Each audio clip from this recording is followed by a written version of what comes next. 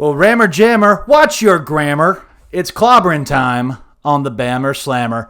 If you're watching us live on our Twitch channel, twitch.tv/SmackDraw, please sure you announce yourself in the comments so we can give you a shout out. Follow our channel and click the bell so you'll be notified every time we go live. If you're watching us on our YouTube channel, youtube.com/SmackDraw Podcast, be sure to like this video, comment, and subscribe. Click the bell. Every time we post a new video, you'll get a notification immediately. You can also listen to our podcast form of this on whatever major platform you prefer listening to your podcast. Subscribe there, leave us a comment, and give us a 5-star rating to that podcast because the content we put out is almost deserving of it.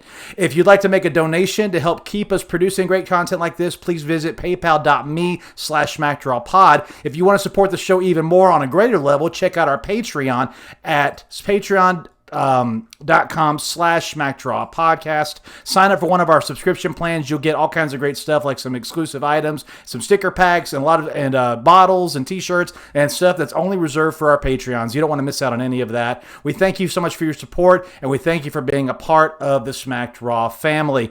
At this time, I just wanted to say thank you to everybody that's here. I am BamaDave, your host. I want to give a shout out to my Alabama Crimson Tide for the 44-13 beatdown they put on Miami today, just to remind the college football world, in the words of MJF, we're better than you, and you know it. Now, let me introduce our guest this evening. First, sitting over to my right, she is a wrestling enthusiast, a writer, and the creator and the host of the Squared Circle podcast, longtime friend of the SmackDraw brand, and her name would be perfect if she ever wanted to lead the Dark Order. This is Marie Shadows. Marie, how are you this evening? I'm good. How are you? I really love that introduction. I really do. I try to go above and beyond on these things because I feel like you guys are worth it. So you are a longtime friend of the show.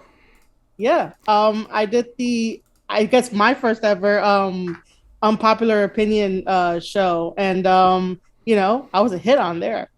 Yeah, absolutely. I think Kyle can vouch for that, and I'll let him talk a little more in just a second. Also, down across from me is the fearless leader of the SmackDraw brand. He's from wherever, wearing whatever, being whoever. This is Kyle Tyson. Kyle, how are you, sir? Thank you for the humble introductions. I appreciate it, Bama. So, Kyle, real quick, give a shout out about UWO and what that is and when it's going to be coming out soon. Oh, man, it's easily the funnest show that I get to do. What we do is we bring guests on from various walks of the professional wrestling world, whether it be wrestlers, podcasters, editors, and then I just go ahead and read off tweets of unpopular opinions about professional wrestling, and then I let my panelists just flame them as much as possible, unless you have one of the rare hot takes that they think they have some merit, and they'll put it through. But it's a whole bunch of fun to give it back to some of the internet trolls in the most case. And yeah, it's a lot of fun. And we'll have another episode soon. Just check out the Rewind on Sunday or Monday, whenever me and RN get together, and we'll have more information on the next episode. All right, yeah. Looking around the Twitter world, there's a lot of kindling out there that needs to be set ablaze. So I'm looking forward to hearing that next episode. Sir. And finally, directly below me, he's an extremely talented pro wrestler making waves in the Florida independent circuit. He proudly wrestles under the Continental Championship Wrestling banner, and he's on a mission to make a statement everywhere he goes. CCW's Memphis Master of Mayhem, Mr. Cole Bohannon. Cole, how are you this evening, sir? I'm doing well, Dave. I'm excited to be here. I've made my way around some of the podcasts. I go around Twitter, and you got a hold of me and said, "Hey, I got this pretty cool thing going on. stepped in last year to do the check your temp with another podcast before that you helped me out with. So I thought, you know what, I can do the favor for you here tonight, and I can bring a little bit of more greatness to your podcast and actually give people a reason to watch. And so here I am. Like all great heels, he's telling the truth. So absolutely, man. I appreciate you being here. And by the way, if you want to take that nickname and adopt it, the Memphis Master of Mayhem, it is yours. I will not trademark it. You may have it and do whatever you want to do with it. We'll bring it into consideration for sure. Absolutely. Absolutely. And so real quick, Cole, before we get you started, do you have anything immediate coming up, any gigs, anywhere where can we watch you? Absolutely. September 25th in Jacksonville at the Stomping Ground Studios is our next taping. You can follow us on YouTube at Continental Championship Wrestling. You will see a lot of our action on there, as well as our website, ccwrestling.biz. That's where you can keep up with Continental Championship Wrestling. That's where you can keep up with our roster, with what I'm doing, as well as, of course, Twitter at Cole Bohannon, CCW. I've been doing this now for a little over a year. I feel comfortable enough now to really get my name out there, make a statement, and really start traveling the indie circuit here around Florida and the Southeast. Absolutely. Really been busting tail, and man, I'm excited to see what the future holds with myself and my peers that are doing this with me. 100%, man. The stuff I've seen you do, the tag match you were just in, I was like, man, he's got it. He's got it. He's catching real quick, and I know you're going to make some waves. Absolutely.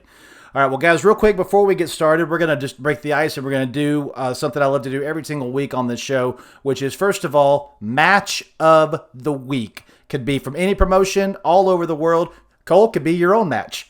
But Match of the Week on any of the shows. Marie, ladies first. What was your match of the week? Man, there's been a lot of wrestling for the past week. I didn't even write it down all, but the first thing that popped into my head was NWA Empower of having Deanna versus Melina. That was a very good match, and that's going to be my match of the week. Great match. That was actually my runner-up. Great match. Great match. Kyle, match of the week, sir. I'm gonna buck against the norm and actually compliment Raw for once. And I got to tell you, I really enjoyed the triple threat match that we got with Drew McIntyre.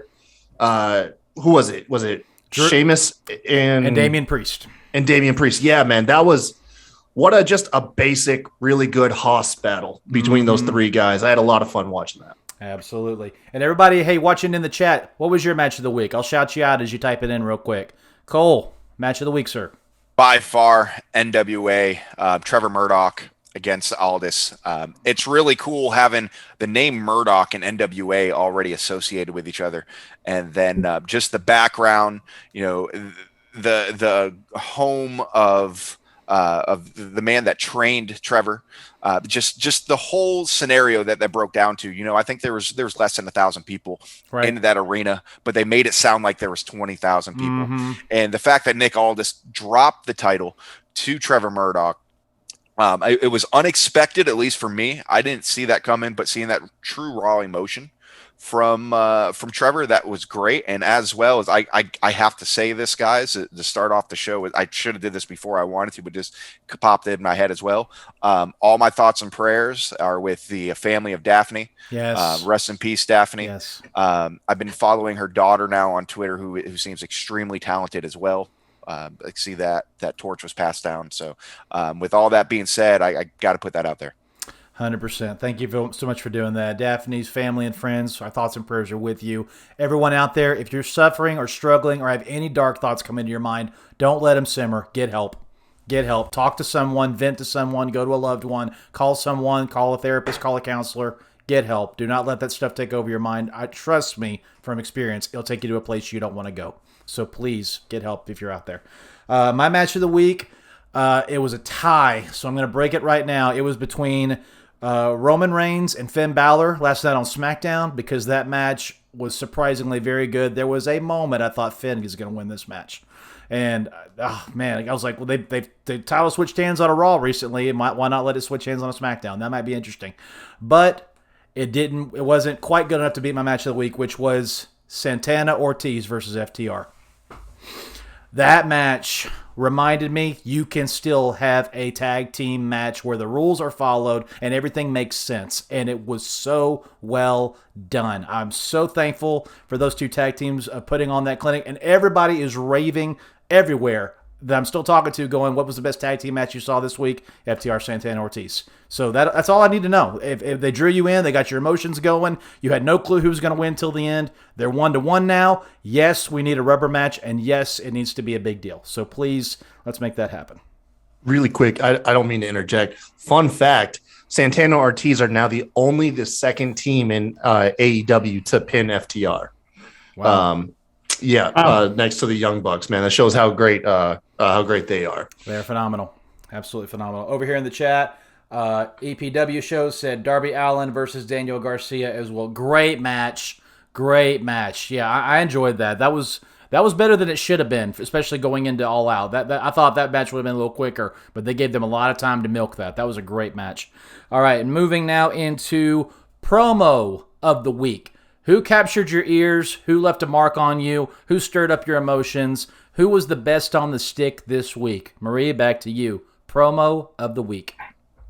Man, I'm not even sure who get promo of the week. What's the first one that came to your mind was out when I was talking? Because that's probably it. Nothing really. I haven't really been paying attention to promos all that much. I mean, Let me come back to you. Actually, no. Okay. I mean, it's not this week. It's something that I got reminded of. Okay. I mean, it's not going to be categorized for this week, but the promo that David Finlay did on Impact when Juice Robinson was injured, and you could definitely see the raw emotion of David Finlay in that promo, trying to figure out like who attacked his partner, and Right. that he's done playing games and wanting to be something more. That one still stays with me, even though it's probably not this week. All right, Kyle. Oh man, that's easy. It happened on Friday Night Rampage. Okay, Eddie Kingston comes down, tells Miro, redeem these nuts. That is going to be the promo of the week, no matter what. That will take promo of the week every week. He says, redeem these nuts. Eddie Kingston, man. I never thought D's nuts would be relevant ever again, and somehow Eddie Kingston was able to pull that out. Cole, promo of the week. I'm right there with him, Eddie Kingston. Anytime Eddie Kingston picks up a microphone, you shut up and listen. He demands that, and that's exactly what I did. And shout out to Eddie. You can see he's trying to get a little bit in shape. He still looks like a bowling ball, but a child-sized bowling ball. So he's trying to lose a little bit of weight and get in better shape. So shout out to him. Mad King's out there doing his thing. But anytime he puts the microphone in his hand, the best promos come from the heart. They come off the top of the head, not a sheet of paper. And I feel like a lot of his promos do come straight from the top of the head and how he feels. And when you're able to segue one sentence to another, the way he's able to do so and end it the way he did, Eddie Kingston all the way. Yeah, that was in my top three for sure. Mine, Wednesday Night Dynamite, Maxwell Jacob Friedman, MJF. The dude doesn't miss. He sits there, camera, no break in thought, no break in train, no break in vocal rhythm, no break in the middle of the sentence, no stopping for a second, what's my next line? He's got it to a left, he's got it to a T, he spits it, it's fire because to him, it's the truth. And when you sit there and listen to that promo about him setting up this match versus Chris Jericho, at 25 years old, there's no way he should be as good as he is. And he is almost untouchable. It is incredible to sit back and just hate him because everything he's saying is true. And my gosh, that match is going to be one of the matches of the night. But let's get into that right now. Now we're going to move into the reason you guys are here this evening, and that is we're going to check your temperature. Temperature is a a pay-per-view unraveling tool that we created that helps you go around the horn. We take every match off of a major pay-per-view or a major event, and we go around the horn and say, are you hot, are you cold, or are you warm for this match? And then you take a minute or 2 minutes and you explain why you are. It's a great way to break the ice, get discussion going without just going who you got, what do you think about it. It helps set all that up and do it in a good way. Plus, it gives the other people on the panel a chance to know where you stand. All of you, as they're watching, the graphics will appear on the screen as we go, so you can be reminded what we said our temperature was, and you can compare notes later. But also, guys, not only do you give your temperature, do give your prediction on who you are picking to win that match and why. And so, guys, we are going to be discussing All Out 2021, September the 5th. Kicking off at 8 p.m. Eastern Standard Time on Fight TV as well as on pay-per-view. Contact your local cable provider. This is arguably, no question, the biggest pay-per-view in AEW's young history. Massive card, a lot of big moments to be made, a lot of history to be made. I'm going to enjoy breaking down this pay-per-view with all these guys. Let's start, guys, with the buy-in match on the card, which is the Best Friends, Orange Cassidy and Chuck Taylor, along with Wheeler Yuta and Jurassic Express, going up against HFO, the Hardy Family Outpost, Matt Hardy, Private Party, and THQ. Marie, ladies first, hot, cold, or warm? I am warm, only because, I've watched all these guys. They're all cool and everything. It's going to be another big tag team match, and I hope that I could follow along. I'm going towards Best Friends with Wheeler Yuta and Jurassic Express to pick up the victory, only because I am tired of Matt Hardy and the HFO and the whole team and everything. And, I can't wait for that chapter to be done. But I am going to be warm for this one. Cole? The tag team match in AEW without a title on the line, correct? Yes, sir. I'm cold. And the reason being is this is going to be a crap show of officiating that we typically see when it comes to tag team wrestling in AEW. Depending who the ref is, but it's still, even with the best ref out there, it's horrible. It is hard to follow, as Marie said. It really is. You don't know who the legal man is half of the time. It's just a spot fest. So I see the faces going over. I possibly see Jungle Boy getting the win. Especially, I think a match like this should start off the card. I'm assuming one of the battle royals will probably start it off, or either both. But I think this will probably be the first actual match. It will be. I definitely see the faces. You gotta have the crowd to start off hot, and that's the way you do it, with Jungle Boy getting the pin for the 1, 2, 3. But I'll be honest with you, I'm not as interested in just normal tag team matches with AEW unless it's an FTR, unless it's the titles are on the line, because the officiating just takes it away from me. I've never was really a big fan of Jimmy Corderas. I've always liked his work. I wasn't like a big mark for him, but I completely agree with a lot of his sentiments and a lot of opinions that he has towards officiating. So That's where I stand on that. I'm cold on it, mainly because I know it's going to be hard to follow. Kyle? Oh man, I'm hot. It's for the exact opposite of what Cole here said. Part of the reason why we got AEW is because of how much fandom PWG got. And I'm sorry, in PWG, that's where all the rules went out in the window with these multi-man tag matches. They're meant to be fun, not be taken too seriously. That's what we're going to get here. A ton of shenanigans. Not going to take it too seriously. Like we already went over how they could fix this criticism of the poor officiating. But like I said, if you're a fan of PWG, you like these wild, wacky races of tag matches AEW puts on. With that being said, I feel like they're just going to try to get this one over. Logic would dictate you'd have the faces to pop the crowd and make them want to buy the pay-per-view. I don't see that happening. I actually think Matt Hardy's going to get a pin in there. So I'm hot, and I'm going to go with Matt Hardy winning it for the HFO. I am cold for this match because it was thrown together last minute because of unfortunate travel problems with Pac getting back over here from the UK to face Andrade. I'm very much sad that match is not going to happen. I know eventually it will, but I'm just sad it's not going to happen on this card. I'm also cold because, as Cole said, this match will be a free-for-all. How many PWG guys are going to be remembered as one of the greatest of all time? Exactly, because they don't care, so why should I? There's a huge reason that this match is there for, because like I would not be surprised at all if Rick Knox rests this match and all he does is stand in the corner and wait to count a pin, because that's basically all he does anyway. So this is going to be a very interesting match, only for the fact of who's going to get the pin, who do they want to get the shine here. I agree with Marie. Jungle Boy should get the pin, or and Cole says, well, Jungle Boy should get the pin. They've shined him up a lot. Christian has been trying to push him.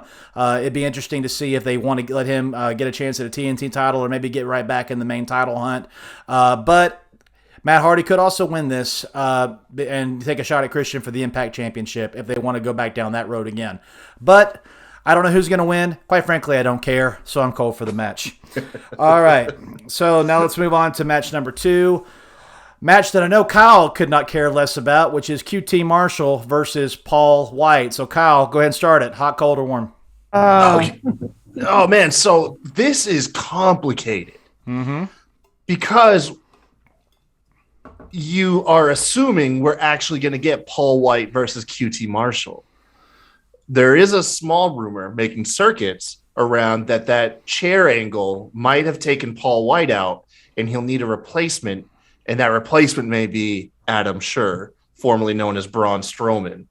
I don't think that's going to happen, but it does give me intrigue about this match, just on the mere fact that I'm almost interested in this match because I don't think it'll actually happen. So I'm going to say warm just for that factor, and then I'm going to say Paul Wight gets the pin. I just do. QT can't be getting no pins on a pay-per-view. No. So yeah, I'm lukewarm just by the mere fact I don't actually think the match will happen. Marie? I am completely cold on someone else's podcast. I called this the bathroom break for the pay-per-view. Just because I'm not interested in QT Marshall, and I'm not too keen on Big Show just having a match like out of the blue just because of like throwing it together and everything like that. I would be interested to see if that rumor does come true, Kyle, that Big Show is too injured to fight, and then like a replacement comes in. I'll be interested, but that's not going to change the fact that I am cold and I'm not picking a winner for this one. You can't do that. You got to. Oh damn! I can't. You can't sit on the fence. There's no loophole. All right. So if I had to give it to somebody, I'm gonna have to give it to QT Marshall. Okay. Cole. So, when I think of this, and Kyle, you have a phenomenal point. When you watch Paul Wight walk out into the ring, you're waiting for his knees to buckle. The guy is completely he's struggling to walk out there to the ring. The man, I know what he's late 40s. He's taller than, the average, the above average person. I know his joints are rough. I don't know what he's like when it comes physical shape wise. I'm going by what I see.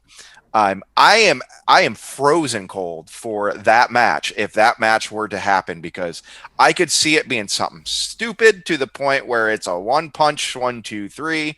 I don't see Paul Wight being extremely athletic. His, no disrespect to him, he is a legend. He's done things as a big man that, especially in his WCW days, that you will never see again. But he's on the rear end of his career, obviously. However, as it was mentioned, I'm warm for the situation, just because I feel. Kyle, you're on a path, and I'm not trying to say too much here. You're on a great path, bud. I'm warm for the situation that is at hand. If it is just a BS match, a bathroom break, I'm going to be pissed because it's kind of like the Super Bowl. You if you're a football fan, you really don't even shut off the Super Bowl or get up during the commercials because you want to see what happens during the commercials. Right. That's kind of how this match is. It's the commercials for me. But because of that unpredictability of this entire pay-per-view, I don't know if you have an opportunity to do that. So cold for the match. If it comes to the winner,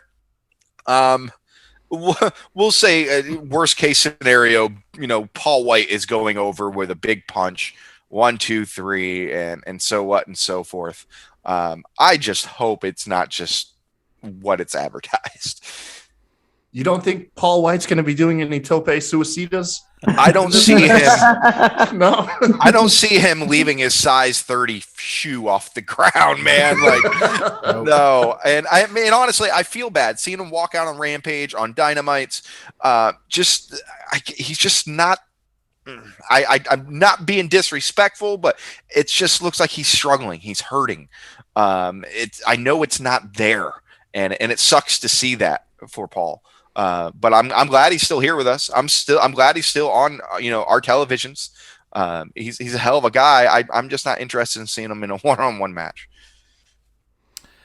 Yeah, I'm warm because I know for a fact this match is not going to just be a typical two guys go into a match. The factory will get involved in some way, somehow, again. So I know that's going to happen. I also am very intrigued by the fact that this could be a setup for former Braun Strowman, now Adam Scherr, to make his appearance into the AEW roster and make an impact using QT Marshall, which I am always thankful when somebody beats the living tar out of that guy. It just pleases me to no end to watch him get his big lips shut. I love it so much. bowling shirts. So, hey, don't knock the bowling shirt, man. They're comfortable. Those bowling shirts. They don't belong on a professional wrestling show, Bama. They do if you want to wear them to get heat, and that's why he wears them. So I think that it's I think it's intriguing for all those reasons. Yeah, Paul Wight cannot leave his feet and do a 2-foot drop kick like he did when he was 24 years old. He cannot pick up the average big guy anymore. His arm strength is not what it used to be. He's here to help the big guys act like big guys, and he can do that from the sidelines. He can do it from the backstage. He can do it from the commentating table. He does not need to be in this match. I do hope this was a Trojan horse to lure us into sleep and then wake us up with get these hands coming out the ramp. I hope he never, ever, ever says that again. Ever. Jesus. So, terrible. So I'm warm for the situation. If this turns out to be Paul Wight versus QT, I will be so cold on this match. It won't even be funny. All right. Moving forward now to the next match. Jon Moxley versus Satoshi Kojima. Marie, we're back to you. Hot, cold, or warm? I am hot for this one, just because I'm going to say right now that Kojima is my pick. I just have this love-hate relationship with Jon Moxley. Depending on what Jon Moxley does in certain situations, it might be like a hit for me or it might be a miss for me. And that just depends on what he does. I do like the fact that, he's now challenging other New Japan wrestlers and trying to get them, over here so we can have these awesome fantasy matches. But, this is going to be Kojima's match, hopefully. But I'm going with Kojima and I'm hot on this one. Kyle? Can you guys hear my screaming kids by any chance? No. Okay, cool. I would have called Casey Anthony by now, bud. You don't have to. I'm sorry. I was severely distracted. I'm gonna go. Oh goodness. I am. Oh man. I don't. Damn. I wish this was a scale of 5 because I don't think it's fair to give it warm, but I don't think it's fair to give it hot. I'll have to pick one. I'll say warm. Okay. Moxley pulls out. It's crazy how this guy pulls out good matches with so many people because I never pictured him to be that guy. Right. To have good matches with a lot of people. And I'm also intrigued because I believe we're working towards that Tanahashi match. Mm-hmm. So for that reason alone, where Moxley is slowly becoming like the New Japan Hunter, which I think is badass. I'm going to say Moxley's going to win, and I'm warm because this guy seems to have great matches, or at least above average matches with most, if not all, of his opponents. All right, I'm going to go next. I am just warm for it. I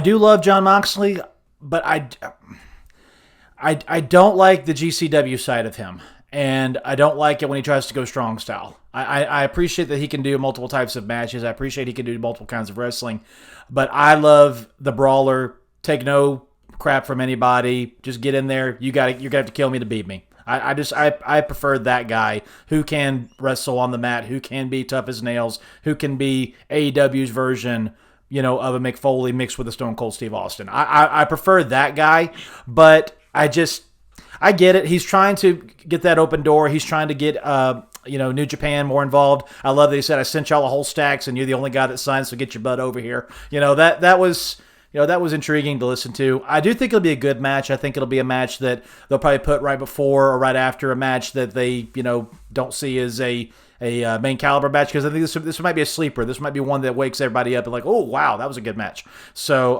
and I do pick Jon Moxley to win this one on U.S. soil. He's got the home field advantage. I think the crowd will be more behind him. That'll drive the energy, and they'll let him go over in this match. Cole?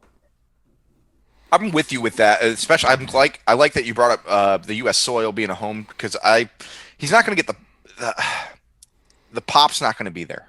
A lot of the AEW fans or just American fans aren't as familiar with the Japanese talent.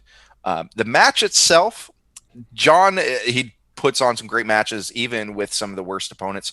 Didn't he face Kenta earlier this year or something like that? Yeah, he did. That was a really bad match. Exactly. In my opinion, yeah, see, you had to think about that, didn't you? You couldn't even remember that match. So with that being said, I feel like it's a match that could, give us some cool like oohs and ahs, but it's not going to be a match that's memorable. It's not going to be a match like, holy crap, that, I will never forget this match and All Out 2021. I don't think it's going to be like that. I'm warm because it is bringing eyes onto the stage for more Japanese wrestlers. I'm not familiar with this gentleman whatsoever, so I'm intrigued to see what kind of match they can put on. I don't think we're going to see, any blood. At least I hope not, because I feel like a match like this doesn't need that. But I'm interested and I'm intrigued and excited to get to know this side of wrestling, across the large pond, get to know more of the Japanese wrestlers. And if it does work up to Tanahashi, that would be awesome. I agree. And just like Kyle said, I do believe he's going to go over. I think he's going to go through the Japanese wrestling ladder until he gets up to Tanahashi, and then that's going to really lead up to something really cool. So I'm going to go warm. Moxley going over. Yeah, and this attitude that Kyle mentioned of going through the Japanese wrestlers, that's going to help him slowly start turning heel, which he needs to. I think. No, sorry, man. No, I'm saying I think that'll set up for, flashback Dean Ambrose, CM Punk. They'll set up all those old feelings that they said they need to find scores to settle in the locker room. Jon Moxley's one of them, and I don't want to face Jon Moxley versus CM Punk. So they got to start turning him heel. Going through the New Japan ranks is the way to do that. And quick note, man. My God, I love the Bulldog choke. Man, such a simple but great move, man. Great move. I'm glad Moxley's bringing life back to that. Great move. I'm hoping he stops using it soon so I can use it and people don't refer to Moxley. Absolutely, 100%. All right.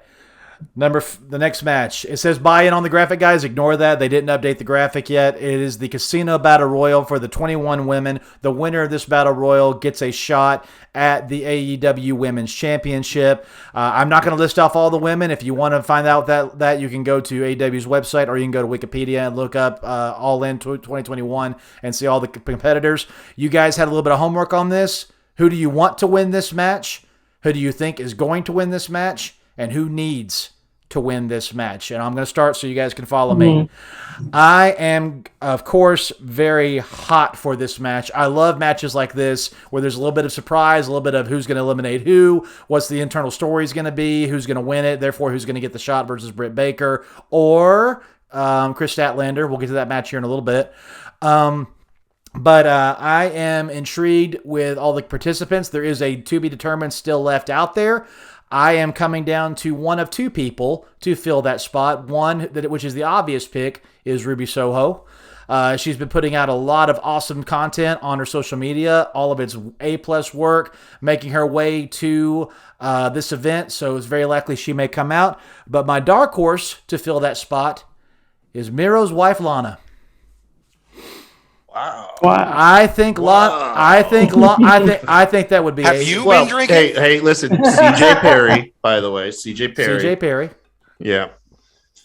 CJ coming out to join her husband even helping her win this a la Otis catching them off the apron and putting her back in, that kind of thing. This could be very interesting if she's ready to make a jump and either stand by her husband or just be herself in the women's division. She's gotten so much better. I don't think she will win it if she enters, but it would be cool to see her, and it'd be cool to see her continue to pursue her passion of being a pro wrestler. So I'm interested in that. Who do I want to win this match? Thunder Rosa. I love Thunder Rosa. I love her passion. I love her attitude. I love that she is not afraid of 2 girls, 3 girls, 5 girls. She'll take on all 20 by herself if she has to. I love that about her, and she has a lot of change left on the table with Britt Baker. I don't know if they want to jump into that rivalry again immediately, but I can't wait when they do, because it's going to be great when they have now that she's full-fledged AEW, they're going to have a lot of time to map out a good 6-month or however long feud between the two of them, and I'm looking forward to it. Who do I think is going to win this match? Hikaru Shida. She never got a rematch. I think this is how they're going to give it back to her. I think she will have a chance to get back with Britt Baker. Britt Baker could beat her again and prove it wasn't a fluke. And it would be an easy way to reignite that rivalry for another week or 2 weeks or however long they wait until they give that match back to her. Who needs this win? Almost all the rest of them, but honestly, I'm going to say Nyla Rose. They have watered her down so much, and she's getting beat in one-on-one matches with almost no help from the outside on any way. She needs to reestablish how dangerous she is and how much she can actually hurt somebody. And so I think she needs to be that way, because when I see her now, I don't take her seriously. She needs a big statement win to put her back on the eyes of everybody on how dangerous she is. So I think Nyla needs this win. Marie, who do you want to win? Well, go ahead. First of all, are you hot, cold, or lukewarm for the match? I'm warm for this only because it's a battle royale. Anybody can win. Anything can happen. We could see surprises. So I'm very intrigued by like all the women they have and to be announced and determined. CJ Perry did not cross my mind at all. I'm not even thinking that she might want to come back into wrestling. She may not. And she may not. You're right. Yeah. So like you bringing that up was like interesting. I was like, oh, I totally forgot about her. Then we have the Iconics on the outside waiting too. They could also be possibilities. I do like the possibility of Ruby Soho being a surprise. So is surprise on the list of the 3 things you mentioned or no? Well, now the 3 things are: who do you want to win, who needs to win, and who do you think is going to win? All right. So who do I want to win? I would like Big Swole to win. I think her missing the opportunity and still having some feud left over with Britt Baker, that needs to get picked up again. So that was who I want to win. Okay. Who I think is gonna win, right? Yes. I think Thunder Rosa might, because now that she's an official AEW roster member, she can have another hardcore match with Britt Baker and be like, oh, it wasn't just a fluke, now it's signed on the dotted line. And the third one is who needs it, right? Mm-hmm. Oh man, who needs it? I wouldn't mind saying Diamante, only because I do know that on Dark, Diamante and Swole have been having their feud on Dark for a while. So like if Big Swole does win it, and if Diamante comes up short, let's say, she can they can now put that feud on Dynamite, and we could actually see it unfold until one of them, become a number 1 contender, even though that gives you a right to it. Right. But let's just say they do a match where it's like, oh, I challenge you for that number 1 contender spot, to try to get to the end goal. But those would be my 3 for that. Cole, what you got? Hot, cold, or warm? I'm warm for it. It's a battle royal. I love matches like this because like Royal Rumbles. There's always that surprise factor, unless it's WWE of 2021, and there is no surprise because it's Disney on Ice. But it's, wow. I don't even want to get started. That's all right. A whole new episode. It's all right. And I don't have enough in this bottle.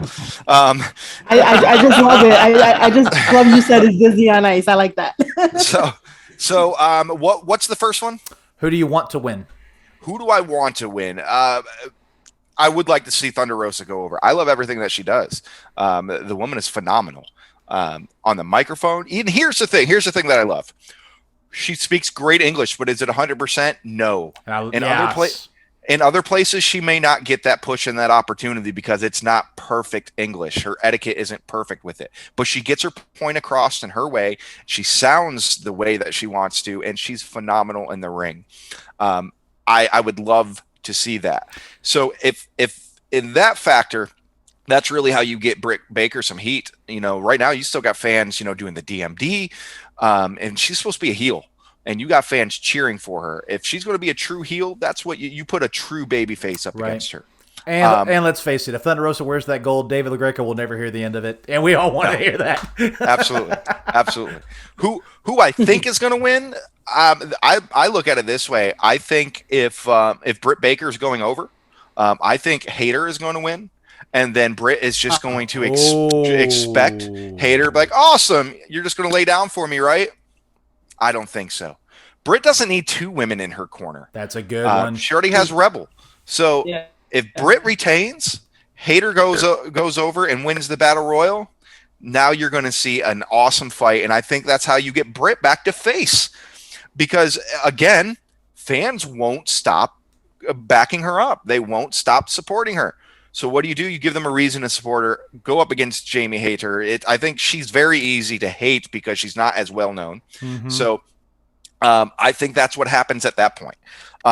When it comes to who really needs the win, man, this women's roster is stacked to either almost non-existent to semi-existent females on this roster. Let's face it, it's a stacked roster.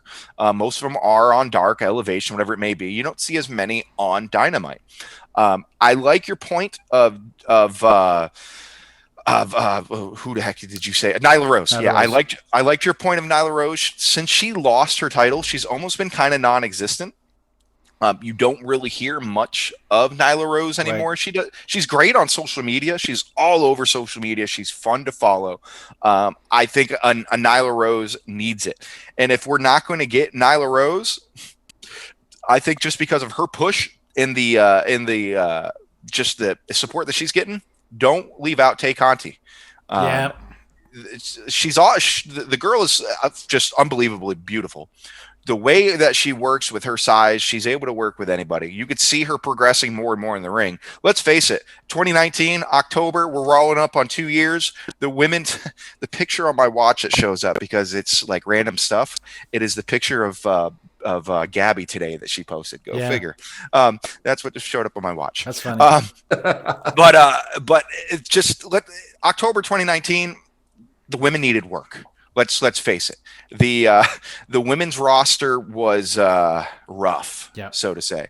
And now we fast forward 2 years, and they are leaps and bounds from where they were. And Tay Conti's one of them that we've seen escalate up. So I think that she needs it. Her or Nyla Rose. And the only reason why I think that Tay needs it is because I think she deserves it. She deserves that push.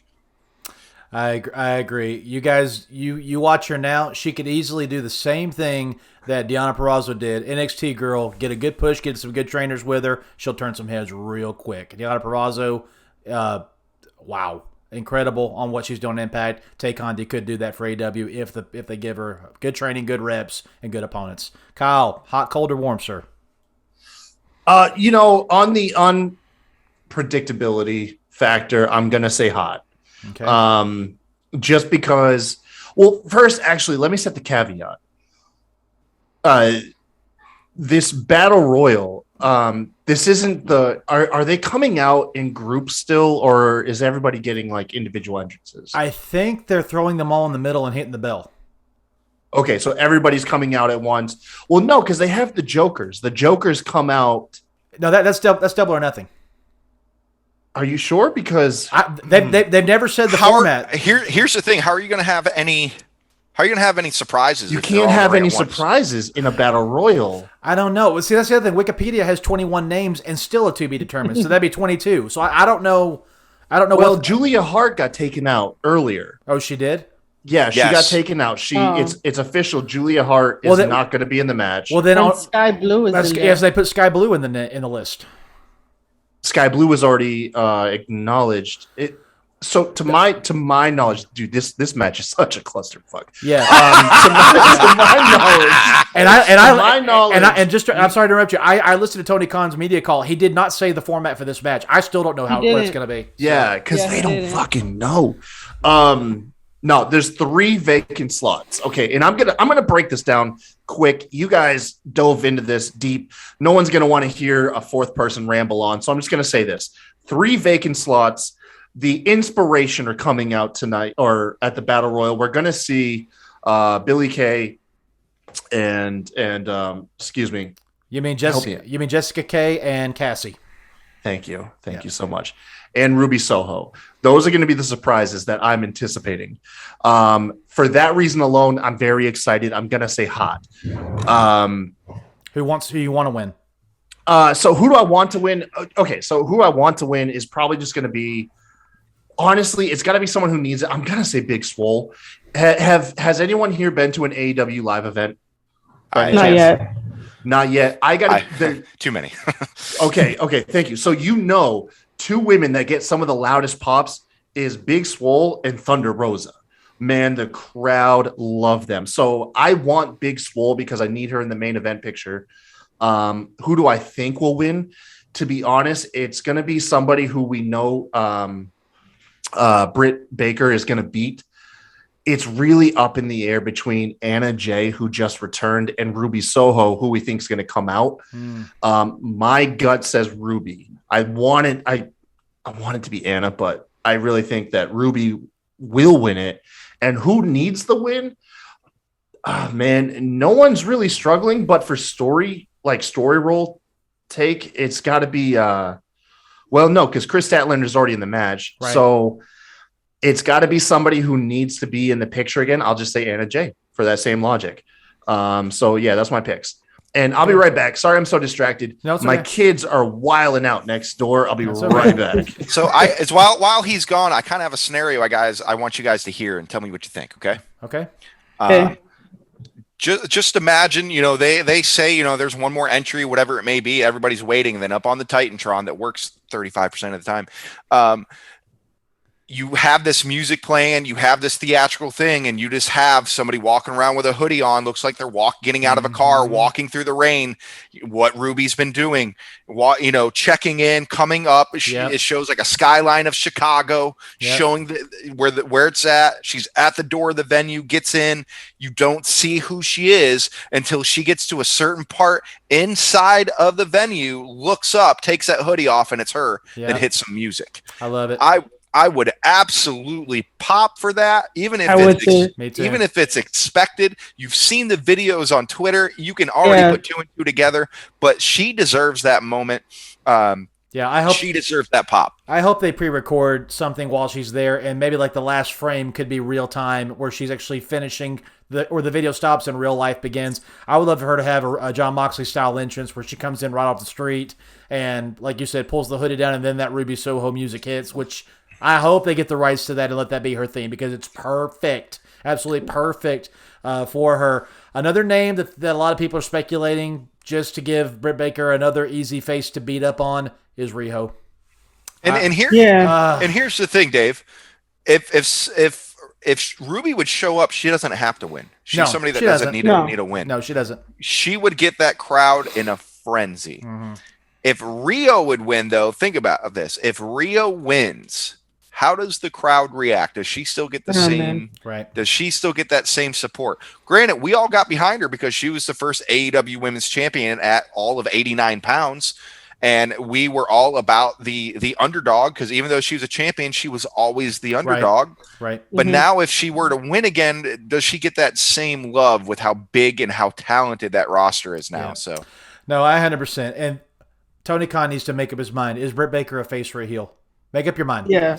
Make up your mind. To me, she's a face because people have acknowledged how hard she's worked, how much she's improved, and her character is flawless. It's so easy to believe that is the real person. And so if that's who she is, then get behind her and push her and let her be just a brash, arrogant baby face that is never going to be white meat. And there's nothing wrong with that. Stone Cold wasn't white meat either. So you can easily The Rock was never white meat. You can let a baby face be full of attitude, full of sass, like Britt Baker is, just make up your mind, Tony Khan. Do you want her to be a heel or do you want her to be a face? Because honestly, I think they're going to put the match with her and Kris after this because then if they don't, then we know if Kris wins, it's going to be a heel that wins. And if Britt wins, it's going to be a face that wins. So they need to put this match before that for that very reason. So let's move forward. Go ahead. Just one more weird take. I'm sorry. No, go ahead. I do believe Britt Baker's in a tough position. I think fans like her as a heel, but the moment she starts betraying a babyface, people will turn on her. You know, like, so people want to cheer her because she's an awesome badass. But if she starts doing like babyface tendencies, I think people would turn on that stuff. Because it's not her. Yeah, exactly. That's what I'm saying. Yeah. She doesn't have to go full-fledged. I love you guys. Thank you. You don't have to do that crap. Still be you. Just don't cheat. Just win the match. Be you. There's nothing wrong with standing on that mic going, hey, I'm the champion. You got to step up and beat me. I don't need Rebel. Rebel, stay backstage. I'm just fine. And then go out there and win. That's all you got to do. Man, I love Rebel though, man. No, but I'm just saying you don't have to do heel things to be a heel. You don't have to do babyface things to be a babyface. They just need to decide if the crowd's going to stay with her, then she's got to do something like Cole said that makes them turn on her to make them real. And that's where I think Thunder Rosa comes in. People will go for Thunder over Britt. They will.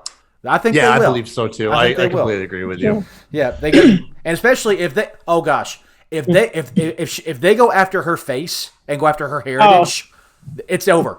Game over. Yeah. If they do that, then that's all they have to do. They should.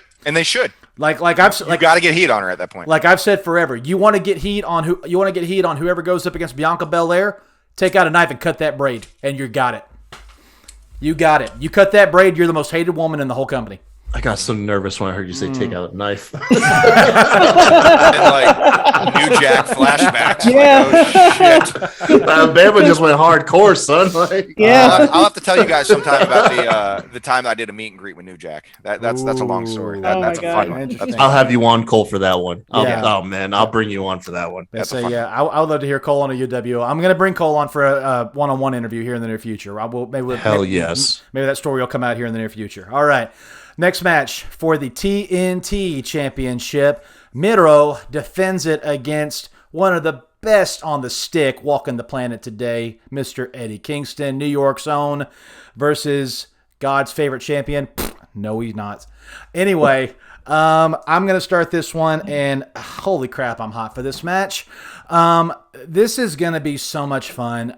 I don't think it's going to be long, but I do think it's going to be surprising. I think Eddie is going to go after that neck and go after that head, and he's going to do it with a passion. And Miro's going to have to literally stick and move as best he can to keep Eddie off him because Eddie is a mauler and a brawler, and he's going to get all over him, and he's not going to back down. Miro's going to have to get that kick in a good place, and then he's going to have to make him tap because I don't think Eddie will stay down unless he absolutely throws the kitchen sink at him. But it's going to be a fun match. Miro's going to retain. Cole, hot, cold, or warm? I'm hot for it, and it's because of Eddie Kingston. He's the unpredictability of him. Again, he's not in best of shape. He needs a little bit of work on his ring ability, and we're seeing him progress week by week that we see him in the ring. He's getting better and better. From that match that he had with Cody over a year ago, now to where he is now, he's more than just an awesome guy on the microphone. He's talented in the ring. And I think this match is just very unpredictable. Typically, I look at a card, I can almost, depending what's on it, you can get a good idea who's going to win what and why. And that's what's fun about this card, including this match. You don't know. Do I want to see Eddie win? I don't. I want to see Miro win this. I like having that heel as a TNT champion. I like seeing these faces challenge him. And Miro's a big son of a bitch. All right. Mm-hmm. When it comes to his size, he is a champion. And let's face it, when he came into AEW, he wasn't being used right. This Game Over, Best Man, it was fun to watch. It was comical, but it wasn't Miro. Miro's a freaking beast. And now they're doing like this 300 type gimmick with him, and it is so fun. That's who Miro was when he entered WWE. If you remember, he was a bit more burly, a little on the heavier side, but he was just a Russian dominance. and then he kind of went away with that. And I think we're starting to see that again, but a more toned up Miro that looks even more dominating. So I'm hot for it. I think Miro goes over. I think at the end of the match, he really starts laying it in to Eddie. And then some music hits and we get surprised with something. I like that. Kyle? So I want to just lay out a statement here. Out of all the titles on the line, if this title were to change hands, this would garnish the biggest pop for a title changing hands tonight. 100%. I think the crowd would react to Eddie taking the belt off Miro louder than any other titles changing hands on All Out. With that being said, I'm hot. I really commend AEW taking a match that is on paper so predictable and doing very well, saying that Eddie Kingston's arsenal is what works best against Miro, going for the neck. With that being said, I mean, honestly, Cole said everything that I thought. I was telling my brother last night, I was like, Miro is honestly on AEW's roster. He's kind of like the Brock Lesnar. He's just the most athletically beast compared to everyone else. I mean, you can argue Brian Cage, but even then, Brian Cage does not seem nearly as dangerous as Miro does. No. Now, with that being said, I love both these guys. I'm really hot just because I love everybody involved in the match and everything they've done with that. I do feel it's a foregone conclusion that Miro's going to walk away with the win. Which is the perfect reason to swerve us. Yeah, no, you're right. Yeah. If there's any match I want to be wrong on, it's this one. 100%. It is this one. 100%. But I mean, that's pretty much it. Short and sweet, man. The biggest thing that gets me excited is Miro actually sold a DDT. Incredible. Marie, hot, cold, or warm? So I'm gonna be in between warm and hot. So I'm gonna be the warmest for this one. Okay. Which basically means that I'm hot for both of these guys because they put on good matches by themselves, and they also cut damn good promos that get you invested. So this would be an interesting match. I'm only warm for it because it feels like it just got put together right away. But these two guys can definitely work in the ring. We're not going to get a wrestling match. We're definitely going to get a brawl, and they're going to fight each other, till somebody either pin somebody and stuff like that. I should pick Eddie Kingston because, we're both from New York. But I'm going to have to go with Miro. Miro's been on a hot streak with the TNT and God's favorite wrestler and the Redeemer and all that. Yep. Yeah, wow. The fact that they only had like 3 weeks and we're all this warm for it just speaks to the two guys. It really does. They've done such a great job in such a short time making us want to see this match. Next match on the card. Steel cage match. Tony Khan says, I'm sick of the interference. I'm sick of the elite getting involved. Bucks, you're going inside a cage versus the winner of our tag team tournament, which ended up being the Lucha Brothers. Shout out back to the first All Out when they fought each other. So now we're back in Chicago, and this time we're inside a steel cage. Lucha Brothers are challenging the Young Bucks for the AEW Tag Team titles, which they have held for 300 days. This will be 301 when they compete. Kyle, hot, cold, or warm? Now, a tag team cage match is a tornado match, right? Correct. There's no rules. Yeah, it's just, bro, if you're not excited for this match, check your fucking pulse. These guys are going to tear it down. The cage match, the cage stipulation sets aside all the criticism that people have for AEW tag matches. You don't have to worry about the officiating here. It's very clear cut, man. And now I'm okay with it. Yeah, exactly. Because we know what the rules are. Exactly. I mean, with that being said, dude, just look at the talent. This doesn't need much explanation. It's the Lucha Bros, the Young Bucks inside of a very tall steel cage. This is my personal, now that Andrade and Pac is off the docket, this is my match of the night. Like, I think these guys are going to kill it. I'm extremely hot. Anyone who disagrees, fuck you. Bye. You'll get used to that when you're on the show with him. Marie, hot, cold, or warm? I'm just gonna go with warm. Okay. I do know to expect like there's gonna be a lot of spots. There's gonna be a lot of good storytelling back and forth. There's gonna be a cage. I do want someone to take the belts off of the Young Bucks. I do want the Lucha Bros. Kyle, I'm sorry. Who wins this match? By the way, Young Bucks for this him. I'm sorry, just cut off Marie there. This sorry. is the only match that I think where the belts could change hands. So I'm gonna call for Lucha Bros. Okay, Marie, finish now. Yeah, which I was gonna, say the same thing with the Lucha Bros because eventually, like the Young Bucks have to drop it. Maybe the Lucha Bros gets it on this night. Who knows? Okay, coming out of the chat, Yoga J says, I'm really looking forward to the Young Bucks and the Lucha Brothers match. They always knock it out of the park in the match they're in. To add a steel cage, come on, this match is going to be awesome. I'll go next. I am hot for this match, and I'm hot for this match because I'm intrigued what these four guys will do with the cage. I really think they will use the cage. It won't just contain a normal match inside. I think they're going to use it. I think they're going to try to get some high spots off the top of the cage or off the sides of the cage. I think it will be... I'm intrigued to know what the way you end this. Are they going to go for pin or submission in the cage, or do you have to escape it?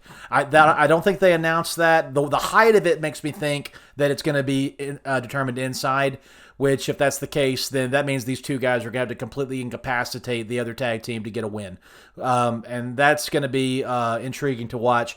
I'm in agreement with both of you. I am so sick of the Young Bucks. It is ridiculous. And I never liked them when they were baby faces. Their literal mission, and they've openly stated this, is to kill everything that is historic or traditional about this business. That is their mission, to rewrite it and make it in their image. And I hate their image because their image makes no sense. So I want the Young Bucks to lose this match and every match going forward until they retire or go bald, whichever comes first. So I hope the Lucha Brothers do every single driver and every single finisher they have on both of them at least 3 times, and then maybe, just maybe, we won't see them for a month, which will make AEW so much better for me to tolerate. So that would be awesome. Cole, hot, cold, or lukewarm? Tony Khan get the remote back from the cage? Let's hope so. Let's hope so. I don't think so, man. Even during the media call, he was like, "Oh yeah, Kenny Omega." That segment went way too long, but that was brilliant at getting heat. I'll give him that. That was brilliant. Keep that in mind. Keep that in mind. That remote isn't back in his hands yet. Keep that in mind. However, I think this is going to be the definition of super kick party. I'm hot for it because it is a steel cage match. You don't have to worry about a dang thing when it comes to rules.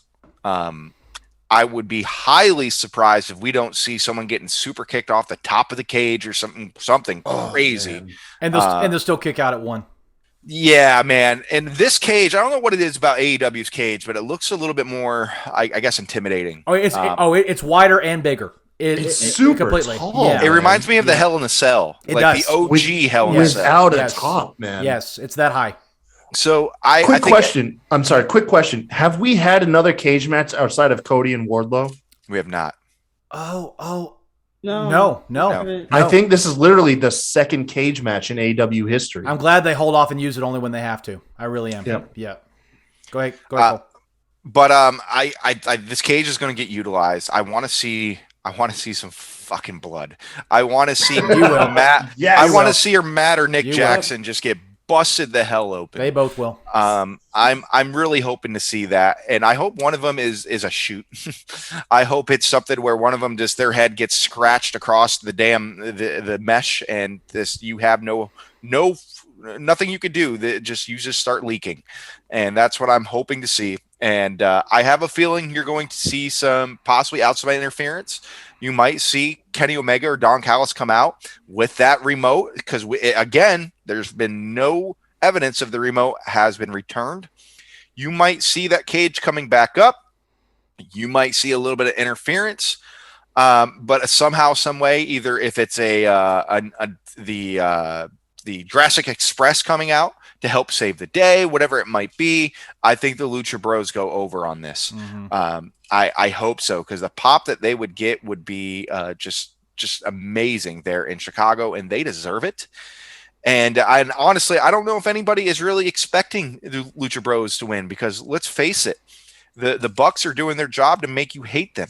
And what makes you hate them even more is the fact that they've carried the title for 300 days. And again, having the title on a heel, it helps. It helps build baby faces. It makes you love whoever's going up against that heel. Correct. But I think at this point, the Lucha Bros are so damn loved. The crowd is so behind them. And they're finally back together after however many months injury-wise. They're finally back together. Exactly. Yeah. One or another was always injured. And now we have an opportunity to see them take it over. So I'm hot for it. I think Lucha Bros go over it, but not without some shenanigans. Absolutely. And WWE, your Hell in a Cell is covered in a red vinyl. We know it doesn't hurt anymore, so stop trying to convince us it does. Please. Unbelievable. I hate that. But back in the day when it was just steel, it completely cut them open. Hands down. They didn't need to blade at all. It completely cut them open every time they used it. Not anymore because it's too PG. Anyway. Match for the AEW Women's Championship. Kris Statlander is going out of her Andromeda Galaxy, trying to get her first taste of gold in AEW versus the champion, Dr. Britt Baker, DMD. Marie, it's a ladies' championship match. Let's start with you. Hot, cold, or lukewarm? Let's see. I was going to say warm, but I'm going to probably bump it up to a hot one. Okay. Just because we finally got Kris back for Kris to fight Britt. Man, I missed her. Yeah, I did too. But unfortunately, we know that Kris is probably not going to pick up the win here. So my pick is definitely going to be for Britt Baker. She's going to retain the title. I do see that there might be interference because depending on like when the women's battle royale happens and then this match happens, obviously either Jamie Hayter or Rebel will be by Britt's side, and it's going to be some shenanigans there for her to keep it. But maybe this might be the time where like AEW can start introducing new angles, and let's say that maybe Ruby Soho comes out, or like one of the other girls come out to like challenge Britt right away. Regardless of what the end result is of the battle royale, but like, you know, something like that. But Britt's going to retain, and I just hope that they set up an angle. They got to start doing this with the women. Yep. I'll go next. I'm absolutely hot for this match. I love both these girls so much. They've made me believe their characters. Kris Statlander. Cole, I don't know if you even remember this. When I did check temperature with you and Kris was injured, you said if she stays on the sidelines but does mental work, takes notes, learns from the legends, she will come back and you will tell she's been paying attention and she's been working. And man, she has. She is so snug. Her moves look so polished and so good. Her finisher scares me, and I love that. And if she hits that on Britt, it's lights out unless somebody interferes. So I really think, and her new one, which by the way, shout out to Mongolian Mike from the Busted Open Nation who said you should call that the Andromeda Strain, and I love that. I love that. Great name for that submission finisher she introduced on Rampage. That was great. I am predicting Britt Baker will retain here. I don't think it's quite time yet for a babyface to win. I think Kris is still a little fresh. She needs to build up and get a little bit more steam behind her. She will be an AEW Women's Champion someday, just not this time. Cole, hot, cold, or warm? Oh, I can't hear you, buddy. Oops, sorry. There you go. There you go. I told you that last year, and the reason was being when I first started training, and when I say first few weeks, I had a pretty severe rib injury. And during that rib injury, I was forced to sit on the sidelines and watch the action. And doing so, I gained so many mental notes, being able to watch it, and visualize myself doing certain things. I mean, the basics. Again, this first few weeks of training where you're learning the basics. So that helped out so much. And it looks like she's done that. I'm sure she has some great leadership and trainers there. And I'm hot for it. I feel like this is a match that can potentially steal the show. The show that the match that Britt Baker can put on. We've seen little bits and pieces of what Statlander can do, but we haven't seen her in a big match. Right. Listen, that spot that she did last night had me writing notes. Like, I got to try this shit. Like, that was super cool to see. She is strong. She's gorgeous. She's built like a champion. It's going to come down to that battle royal, though, to be honest with you.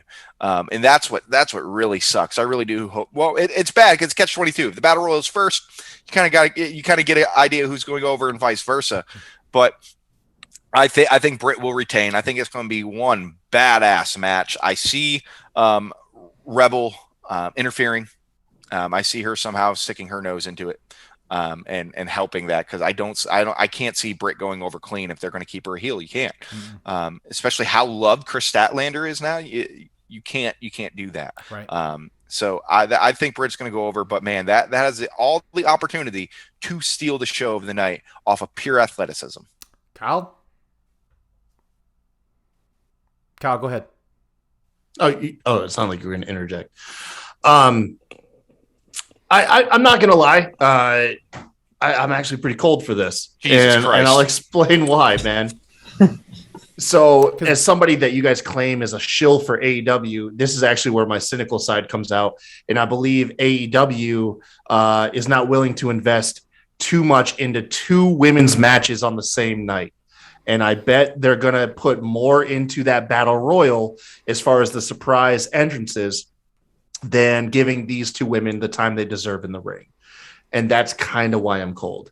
I think it'll be a by the numbers match. Kris Statlander is awesome. Everything you guys said is very true. Her and Britt Baker have the most potential in the world. I don't think we'll see it. I think it'll be a by the numbers Britt Baker victory, just because we'll have had so much take place in that battle royal, and they're already setting up for another angle past Statlander. With that being said, I think Britt's going to win, and that's why I'm cold for the match. I completely see your point. I think even though her career is not much more than Chris's, I think they're going to trust Britt to lead, and I think Britt can tell a good story.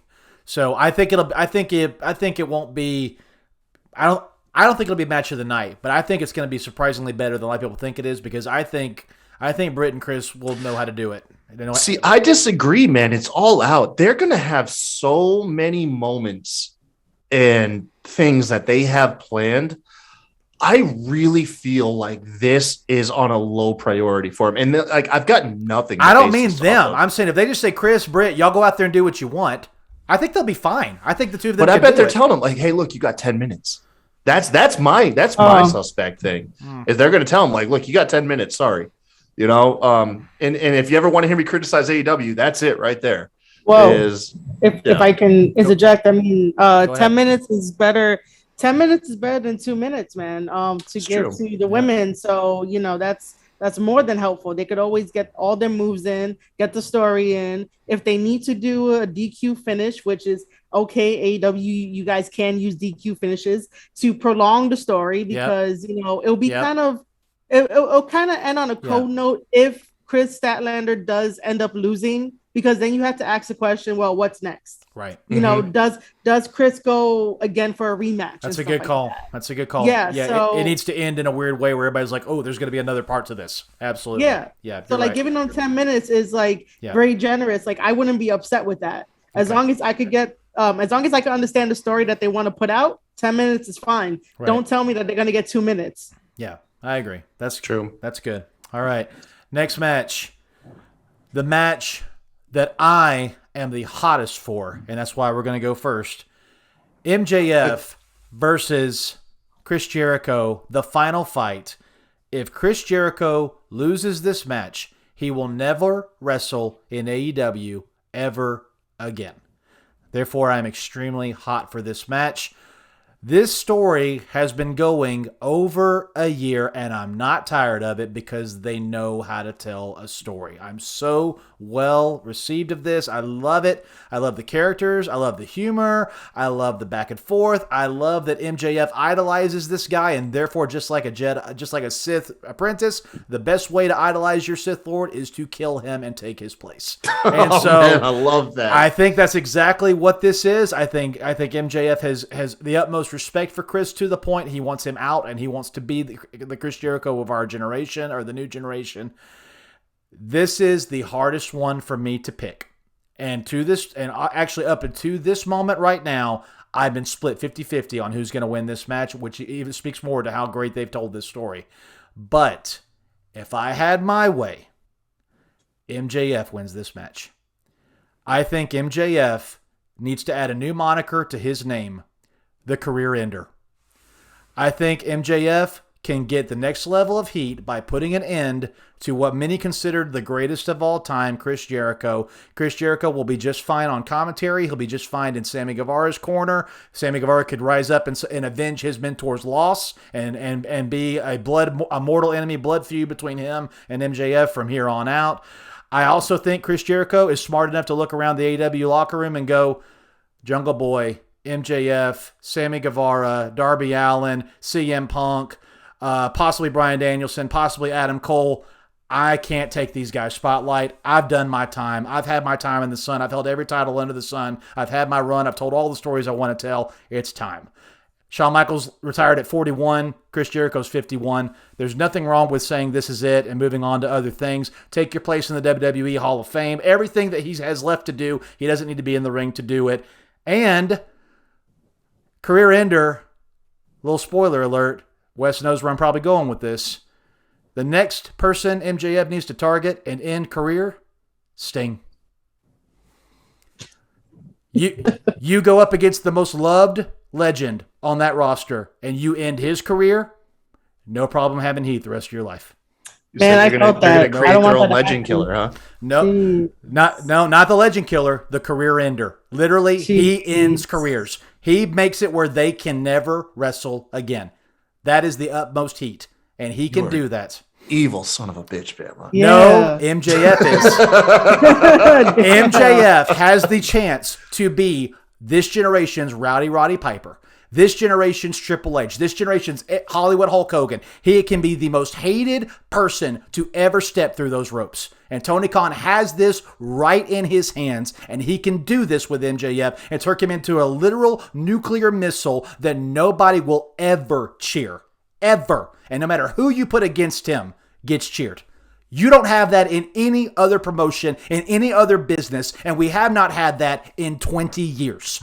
You have got to do that with him. If you don't do that with him, Tony Khan, you are a freaking moron. You have to do that with him. So please do that with him. MJF needs to win this match. If he doesn't, I won't hate it, but that'll be immediate loss of that heat, and I don't think they want to do that. So that's why I'm picking MJF to win this match. Let's go to the other heel on the panel. Cole, hot, cold, or warm? I'm hot for it, and there's no way you have MJF lose this match. There isn't. I don't think there's no damn way. If you look at it this way, the best way, the way that you go out of the business is you put someone over, and Jericho's been doing that. And I'll tell you what. Excuse my French. Talk about long-term fucking storytelling. Wow. It's something we do not get in other promotions. We don't get it. We get a story maybe a month or two, and then we're moving on to the next thing and moving on. How else can we bury Cesaro? That seems like how certain things work. Where this has now been going on for 2 years. It's gone from MJF becoming friends with Jericho, his idol, to stabbing him in the back and figuring out ways to betray him even more. And now it's ending him. And you knew at the end of the 5 labors of Jericho that it was going to be almost impossible for him to go over MJF. Why would he? He just went over through 4 other labors, including a pizza cutter. He should be completely trashed at that point. There's no way he should have went over on him. And he didn't, and he shouldn't. So I look at this now and kind of looking at Jericho's life, what he has going on, his children, his, Fozzy, his ability on the microphone, on commentary, his knowledge he's able to give to the younger talent in the back. Yep. And as you said it, this roster is stacked. With no disrespect, they don't need a Chris Jericho Not anymore. They needed him in the beginning, not now. Yep. Can they use? They can always use a Chris Jericho. He will never be a negative. That man will always bring something to the table. But they don't necessarily need a Chris Jericho, just like they don't need a Cody fucking Rhodes who doesn't stop putting himself the fuck over. Jesus Christ. I'm so glad he's out being a father. I'm so waiting on him to pull that stipulation and go, I want that title. I'm waiting for it so bad. Man. I'm waiting for it. Man, I'm just waiting. Whoever the big return is, Cody's music's going to hit and he's going to get fucking it because he always has. You know that spot when it's Ronda Rousey and Kurt Angle in the ring talking to Triple H? Mm-hmm. I think it's Triple H and Stephanie. Right. And her teammate, her teammate's going to be me. Like, that's what I always fucking think of. It's me. Like, fucking go be a dad, change some diapers. Get the fuck off my TV. Like, I thank you, Cody, for everything you did, but Jesus Christ, we're over it, man. But anyways, just the fact that, all right, I've been watching this man wrestle and entertain me since roughly 5 years old. And now I'm 31, and I may be tuning into the final time I get to see this gentleman in a ring. Now, here's the kicker. Here's the kicker that kind of scares me. How many times do we hear Tony Schiavone say, or you cannot wrestle again in an AEW ring. Right. You won't ever wrestle again in an AEW ring. Hey, Impact. Hey, New Japan. Yeah, exactly. So yeah. I think that opens up the doors. He's not having to, delegate as much. He's not having to be committed to an AEW schedule where he can go out and do more. God for fucking bid his music ever hits in WWE again. For the love of God, I never want to see that again. Even if that means never making the Hall of Fame. It's whatever at this point. Goldberg's in the Hall of Fame. That made it irrelevant at that point. All right. So I don't care if he doesn't make the Hall of Fame. He's a wrestler. He's a talent that doesn't need to have a. He's not wrong, Kyle. Label. He's not wrong. No, he's not. He doesn't need a label of. I hope you soundbite the shit out of this segment, Bama. I'm sorry, Cole. You're good. He doesn't need that label. He doesn't need that ring because true wrestling fans know that he is a Hall of Famer, and he'll probably go into the Pro Wrestling Hall of Fame. He'll be in the Canada Hall of Fame next year. Easy. Oh, 100%. So yes, I'm hot for this. I think MJF goes over. I think MJF, to be completely honest with you, goes over clean, just like we saw on Dynamite. I don't think he has to use the ring, because if he uses the ring, you're like, son of a bitch, he cheated. That leaves that door open. This chapter is fucking shut. Jericho does whatever the hell Chris Jericho does. He could hang out with RVD and join that fantastic voyage. It doesn't matter at that point. Chris Jericho will always be the man. And now MJF is on a pedestal that, dare I say, legend killer, it can stand up to. The one thing I don't like about that, Bama, is him going through the legends, is it's already been done. Everybody that Randy Orton has gone through, damn near everybody that has signed with AEW last year, their last match was with Randy Orton. But not true that Randy Orton, when he beat a legend, they still wrestled another match. This is over. No more. You will never see them wrestle again. That's different. I just don't like that moniker. I wouldn't be really pumped for an MJF Sting match, but I would love to see him run his mouth. And then, someone like let's say Christian loses MJF. Christian Cage comes to run to the aid of Chris Jericho. Two fellow Canadians, something along those lines. Or if I'm fantasy booking, Bama, you put a microphone in MJF's hand and you put a microphone in CM Punk's hand, and I put a bottle in my hand and I sit back and watch. Yep, absolutely. Marie, hot, cold, or warm? I am cold for this because I am already over it. What? Yes! The fuck is in the water there? Way to buck the norm. I love it. All right, so hear me out. It was fun. It was fun in the beginning. I was like, cool, I like this. This is interesting.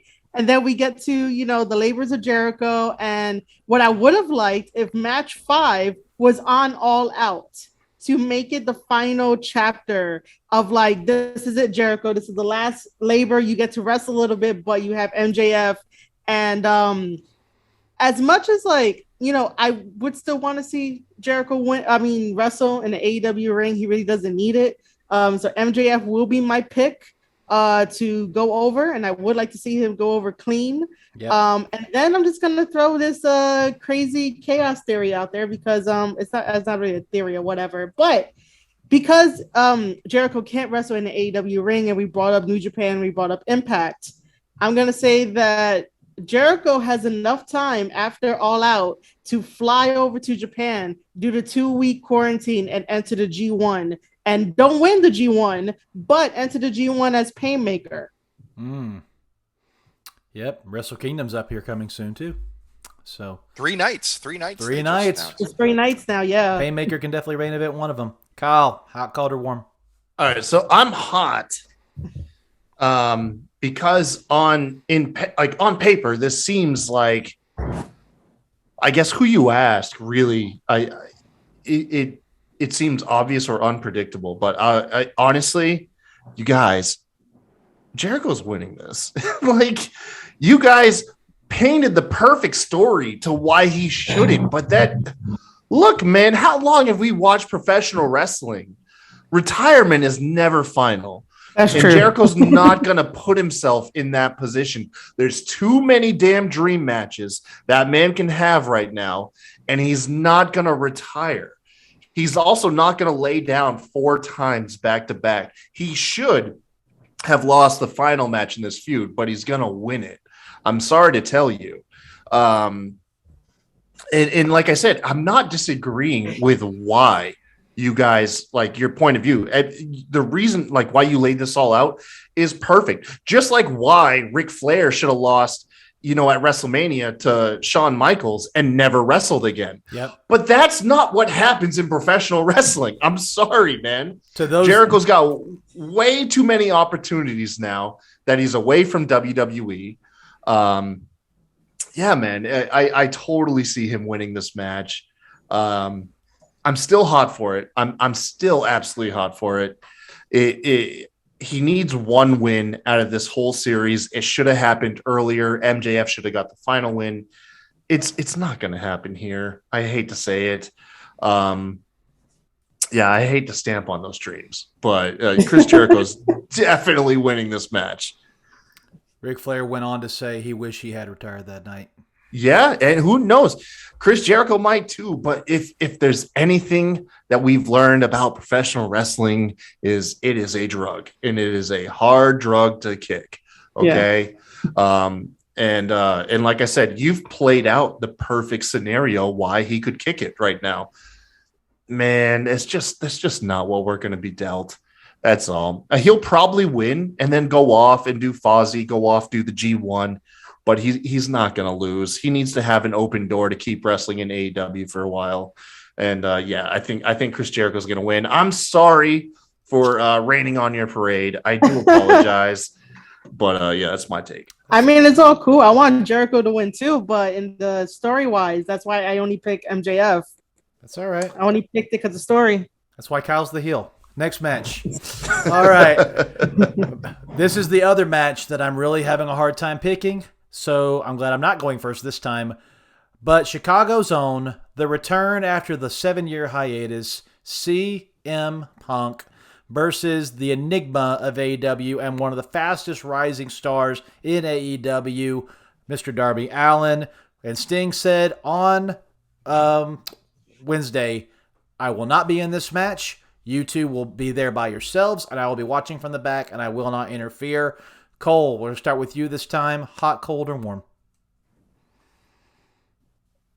You're going to hate me, but I'm warm.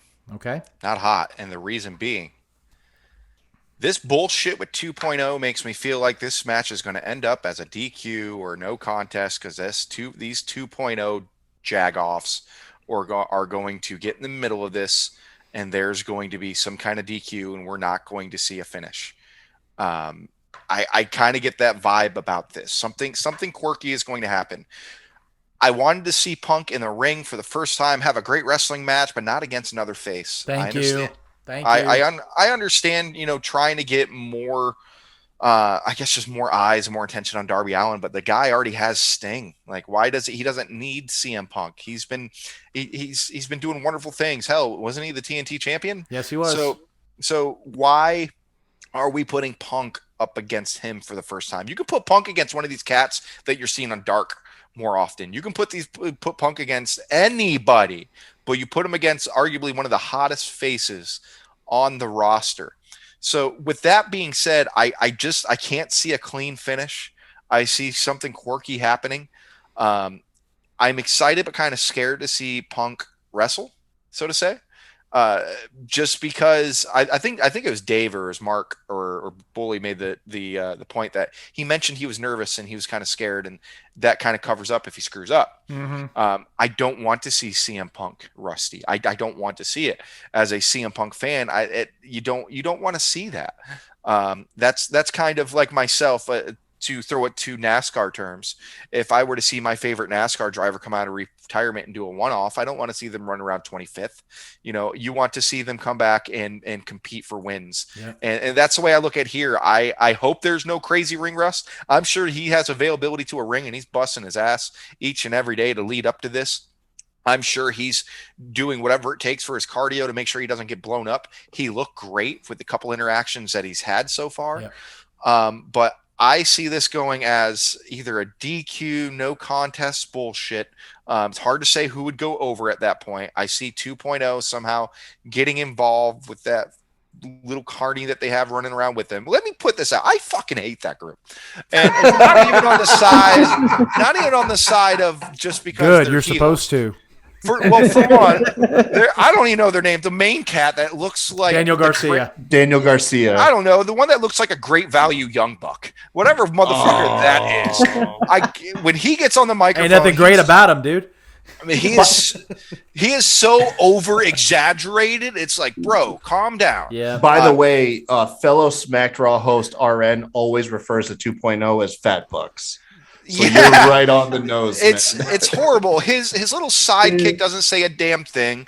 The little Minnie Mouse that they're running around with, like 2.5.0. They're doing their job. I don't like them, but it's not like, oh boo, I don't like them because they're a heel. Right. I just don't fucking like them. I don't get them. They're talented. They do a hell of a job in the ring.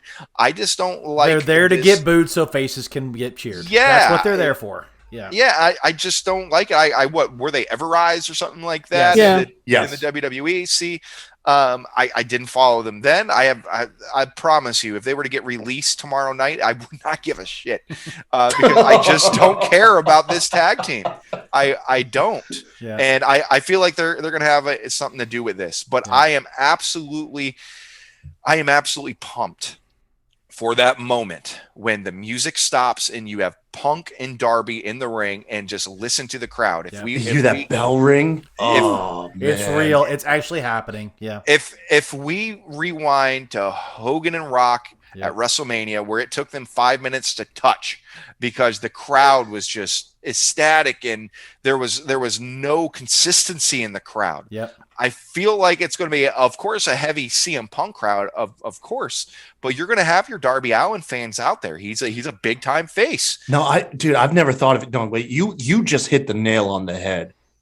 I can see that even in Chicago. I can see that moment overwhelming the fans, realizing they're going to love CM Punk and then realize, wait, we also love Darby Allin. I can see that. I can for sure see that. This is Britt versus Shawn at WrestleMania 12. You just want to see a great match and you love both of them. They're both faces. So yeah. And that's what makes me think it's going to end with a DQ or no contest, something stupid. But at the end of the day, I know Punk's going to do everything he can to put Darby over and make Darby look $1,000 while he does his best to do the same. Yeah. I'll go next. I'm hot for it. Thank God WWE's not doing this because halfway through the match, they would interfere and then they'd make it a tag match. And then it'd go to commercial. And then it'd go through only 2 segments. Thank God they won't do that. But no, I 100% agree. When Darby dropped the best in the world line in that promo, I was like, crap, not him. Not him. I don't want Darby. I don't want this. You could have done anybody who thinks they're the best right now. Heck, you could have done MJF if you wanted to end the 5 labels of Jericho at that 5th match, and then MJF confront. Matt, we all made the laugh that they were going to hit Cult of Personality, and MJF was going to come out wearing a CM Punk hoodie and pull it back. Man, that would have been gorgeous. And I would have been there for that too, by the way. Yeah, it would have been great if they did that. But no, I'm just saying, Darby Allin is so loved. For every reason, he's loved. And I get it. CM Punk's like, if I was 15 years old again, Darby Allin would be my favorite wrestler, and I want to get in the ring with him. And Darby Allin said, when I was 15, CM Punk was my favorite wrestler. I get it. I get the story. I get why they're doing it. I just don't like it because it's in Chicago, on his turf. No one in that arena for the beginning of that match is going to be cheering Darby Allin. Now, towards the end, if CM Punk does anything heelish at all, it'll start turning that way. But I don't think it will. I think Cole hit the nail on the head. They're going to have a great match. The whole point of this match is, does Punk still have it? That's the whole point of this match, is to let us see how much he can still wrestle, how much can he keep up with a speed demon like Darby Allin. The way he gets in the ring and hits that turnbuckle as fast as he does it and just fly over it into the first row blows my mind. He is so crazy fast when he does that. So I'm overwhelmed at this. I'm excited about it. I do think somewhere down the line there'll be an almost false finish, and then Daniel Garcia or 2.0 will somehow get involved, and that's the only time we'll see Sting when he comes out to help and to the rescue and bat those guys off. If CM Punk goes over clean in this match, I'll be shocked. I'll just say that. Because honestly, if anybody should go over clean in this match, it's Darby Allin. So just to kind of note on that, Bama. Who's my pick? It's in Chicago. They're going to go CM Punk. Okay. Just a note on that, Bama. I love exactly everything you said, and I feel like if it does go to a DQ, you're going to get that final stare down at the end. You're going to get the crowd popped, and it's going to be, I'll see you later. I'll see you again down the road, and that leaves the door wide open. Yeah, and I have no problem at all with CM Punk kicking the crap out of Daniel Garcia for a few weeks. That'd be awesome. All right, Marie, hot, cold, or warm? I am cold. I knew it. Because, What the fuck? I knew it. She hates CM Punk. Thank you, Marie. She hates CM Punk. Kyle, I said you were my man. favorite guest of all time. Favorite guest. Hear me out. Hear me out, man. So, like, I follow CM Punk's career from like PWG to Ring of Honor to TNA to WWE. So, like, I know all the history, even hearing the Cabana podcast and how everything fell apart. My thing is that I don't like it when people can just easily, without a second thought, just slander people no matter like how bad they had it at a WWE company. It's just a personal and a moral thing. Like, I hate it too. There wasn't anything there. So like as quickly as my idol, because he was definitely my idol. I had him on a high pedestal. Damn, a mute Marie. Mute her. Never. No, I'm sorry. Go ahead. I had him on a high pedestal way before anything else. And then it came crashing down when he finally revealed what happened backstage at WWE, and the way he presented it made me feel like if you were that quick to throw people under the bus, to slander people without having adult conversations behind closed doors for everyone to hear, then like if I ever became your friend and you had the chance to throw me under the bus for no reason, I won't be able to trust you. There was like a trust thing that got broken. So that's why I'm not too keen on him coming back. Like when he came back, I was hoping for that full general apology to be like, fans, I'm sorry about the way that I broke out. I didn't mean to disrespect the business like that. Things happened. Things got heated. I understand from being out of the business for 7 years that I've changed. I've grown. My wife helped me, and I'm in a better place mentally 100%. Because you see it now. 100%. You see it now that he's in a better place, but I was waiting for that apology. And I think Colt Cabana is waiting for that apology too. I don't know if he ever got it, but that's why I'm cold on this, because I'm not going to let my guard down the way that like other people have it, just forgiving him with open arms. It's like people want to live vicariously through him because he talks all this shit, doesn't get in trouble for it. And then, they want to, you just go along with that. Me, I don't want someone to bullshit me, because then what's the point of that? You're leading me down and you're bullshitting me. No, that's not cool. But that's why I do not like the fact that CM Punk is here. However, I will say this though, I will be watching CM Punk versus Darby with an open mind, just because I want to see how well he's going to do in the ring, because he hasn't been wrestling for 7 years. He's been doing little things here and there. And my only concern is that it's against Darby Allin. It's against a guy he never faced before. And maybe, we don't know, maybe he had practice matches with him. And a guy that'll never die. Yeah, the guy that'll never die, right? You can't make him go to sleep. It ain't going to happen. No. But what I would have liked what would have probably been better is if CM Punk would have been like, hey, I want to have a surprise guest, or a surprise wrestler. And imagine if that was the day that he's like, it's going to be him versus Daniel Bryan, because I'd rather him face somebody he faced before. So that way, it won't look bad. It could still look good. Yeah. And Daniel Bryan can help him out in the ring with whatever rust he has. Because Punk has not wrestled Darby at all, there might be some weird, awkward moments. And, I don't want to see that. Yeah. I want to see that Punk is going to be really committed to this, and stuff like that. So I'm going to be cold. But if I had to pick somebody, obviously it's going to be Punk, because it's going to be in his hometown. It makes no sense for him to lose. However, I do want this to be in a DQ. I do not want a clean finish, because then it makes no sense. But yeah, sorry, Kyle. I hope I'm still your favorite, but that's just me personally breaking down why I don't like CM Punk anymore. I 100% see that and agree with that. I'm going to throw this one thing out there before I let Kyle talk, and that is, we've all said we think this is going to end in a DQ finish. What if that DQ is Colt Cabana? Oh, Love it. Fucking love it. Fucking love it. Why not? In Talk about Chicago, long too. term. Why not? That's the only place you could make that make sense. Exactly. Surely Talk they know about that. long term. Surely they know that. Surely they know that. By the way, to add on to that, when he debuted on Rampage, somebody asked about if he had any heat with people backstage.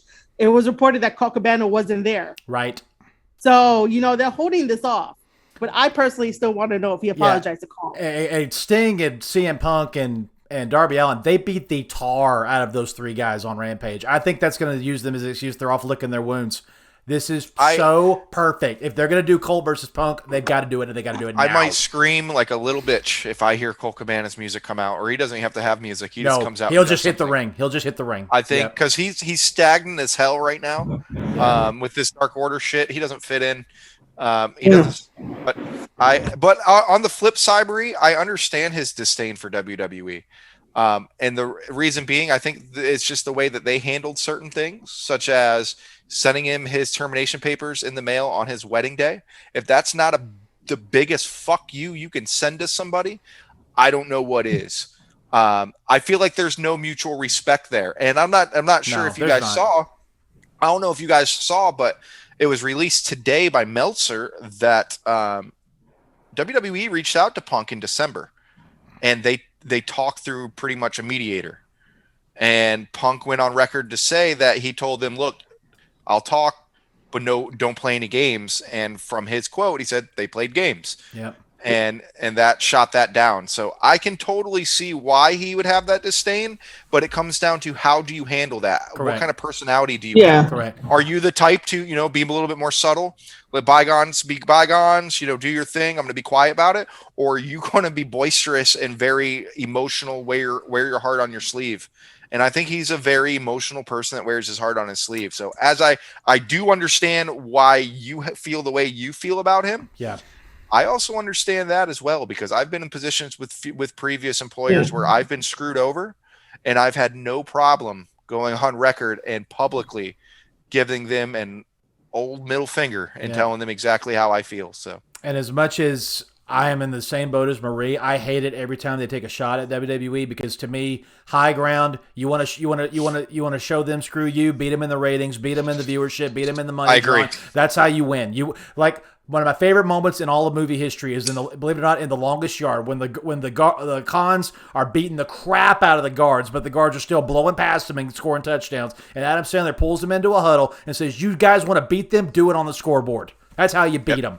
That's I hate when they take shots. I hate it when they throw. And CM Punk's media call after that Rampage was loaded with, "Hey, unscripted and getting this on paper and not being creative." And I'm like, dude, just shut up. Be happy to be back. Be happy that a company wants to touch you and a company's letting you do what you love to do. Shut up and do you. Does it ever cross your mind that possibly the tax returns that come across AEW says WWE anywhere on them? Ooh. Wow. But again, also Cole, as much as we all love AEW to different levels and passions, one of the biggest things that fuels the love for AEW is the anti-WWE hate. And Punk is the poster boy for that. Yeah. So that's why he's there, and that's the only place he could be. Kyle, I'm sorry. Take the floor. Hot, cold, or warm? Well, fuck y'all. I can't follow that. The hell am I supposed to say? Well, then make your entertaining. Well, then make your pick and shut up. I'm kidding, man. I'm kidding. Two things. A, I'm serious about, like, I can't follow the CM Punk criticism. So I'll just say, A, I'm hot for the match. B, I think Punk's going to win it. You guys have exhausted all avenues, why you love it, why you don't love it. I have nothing to add to it. I really don't. Other than I did think it was a pretty cool idea that when CM Punk debuted, he should have debuted as heel and beat up Colt Cabana in the ring. And instead of what everyone thought was in Chicago. They're both Chicago boys. No. Yeah. Instead of getting all the love, he should have beat up Colt, and then that would have been the one way to get him booed in Chicago. I think. I'm not from there, so I could be wrong. Right. But I thought that was the way you could get a Chicago crowd to boo him, was have him attack. I don't think CM Punk would get booed if he beat up Michael Jordan right now. I really don't. I really don't. But that's why I said. See, now I've hyped myself up. If Cole doesn't hit the ring now, I'll be mad. Now he needs to hit the ring. Yeah. Oh my gosh, he's got to hit the ring. Minor point to counter your guys is like, stop insulting WWE. Listen, man, Bama, I know you're a good old boy, and I don't take any shots at that. I respect you. Part of growing up is flipping the bird to your parents in their generation, and that is called you a hick. Married happily with 3 kids, doing what I love to do for a living and making good money doing it. Taking the high road has payoffs. Nice guys don't finish last; they finish well. There you go. Good for you. Period. On the other side of the spectrum, some of us grew up and had to take shots at the generations before us. And there is an attraction to that. Listen, I'm all about taking shots at WWE. I love WWE. I watch it, man. I'm not one of those people where it bums me out or pisses me off when people take shots at them. All I say is just maintain that energy, maintain that punk rockness, maintain that, like, that middle finger. Because the moment you back down, then you seem fake. Then you seem you're doing it for, like, popping ratings or whatever, and you don't actually mean it. So I say just keep that energy, keep that middle finger up towards the generations before you, because you're paving your own path. God damn it, be the people that, before you, and like I said, you can agree or disagree. There's a side of the argument for both sides, and I completely 100%, no question. Yeah, I completely see that, but that's my thing. It's never bothered me taking shots at WWE. But I can see why it would bother people, so, but that's it. Like I said, man, you guys already covered everything, man. You gave me like nothing to work with. Well, I mean, and I know this could be a good soundbite too if we want to use it. The biggest reason I hate it is because it's used as a smokescreen. Hey, our tag matches don't make sense. Hey, this dude didn't sell the move. Hey, this promo isn't coherent. Hey, but guess what? WWE sucks. it's all a smoke screen, and the Bucks are the master at it. Yeah, we know our matches don't make sense. Yeah, we know all this, that, and the other. But hey, new bio. Hey, new whatever. Hey, check out the. Have you seen Being the Elite? Have you seen what they're doing with the sneakers? Oh, 100%. Oh, yeah. My God. Dude, I don't even get the sneaker game, but it makes me hate them. Exactly. Watching them brag about their fucking sneakers. I think Cole can speak to this, everything he's learned about being on the inside of the business. When you have insecurities, or when you know you don't do things, or you just don't want to do things, that's how you mask it. By talking, or by pointing the finger at somebody else. And hey, everybody, don't forget, still love us because we're not them. Still love us because we don't do to you what they do to you. Yeah, none of this makes sense, but hey, we're having fun, aren't we? Because we're not WWE. That's the thing I hate the most. If you really want me to love you for being a great company, do something that makes effing sense. I agree with that. That's my point. Yeah, for sure. Yeah. You see a lot of that. You see a lot of insecurities in a locker room, believe it or not, on the talent side as well as the promotion side. Yeah. And they're hidden in different ways. Yep. One thing I've learned is work on your weaknesses, but figure out how to hide them and display your strengths while you're working on your weaknesses. Yep. And honestly, this could be something like that. FWWE, while we try to clean up what we're doing in the ring, I don't think they want to clean it up. I think I was going to say, other than the shit that you're seeing with the refs, I don't think that will ever get cleaned up. I'm hoping they turn it into a storyline. By God, they need to turn it into a storyline, because I think that will save it at least. Even though if we're like, all right, I'm not buying this shit, but I'll watch it, I'm not completely buying into this, that, Rick Knox is working for somebody, but you know what? You're making some sense here. So let's roll with it. You know what I'm saying? But it's, there's certain things I see they are working on. And I think a lot of those, we hear it a lot about the ex-WWE talent coming in. I think a lot of those half the roster now. It's half the roster. The ex-WWE talent, I don't think they're going to put up with all that shit. I don't think Mark Henry's going to, but you're not going to sit there and just down talk the company that made him who he is. One of the early stories was Chris Jericho spoke up about the officiating. Oh yeah, of tag. Exactly. Chris Jericho himself, one of the originals. So. I'll tell you who hates it. I agree. I'll tell you who hates it the most and hates lazy booking. Christian hates it. Yes, hates it. Huge hates it. Absolutely. Yeah. So like I said, I hope it does get, because I thought that's what FTR was going to do. I thought FTR was going to step up and go, hey, we know how to wrestle a tag match. I dare you to hold the tag rope, Bucks. I dare you to hold the tag rope. But that's not the MO of that tag division. No. Yeah, they're like, sure, yeah, we can hold the tag ropes. We can pretend this is 1985, but we want to do super kicks at the same time, and we want to do, aerial assaults at the same time. We don't care about your tag rope. We care about the pop. And yet still match of the week tag-wise across the board, most critics said was FTR, Santana. For sure. For sure. Wow. And let me go on record saying this. If this is Cash Wheeler's final match, if this is his last please Raw, God, no. Please God, no.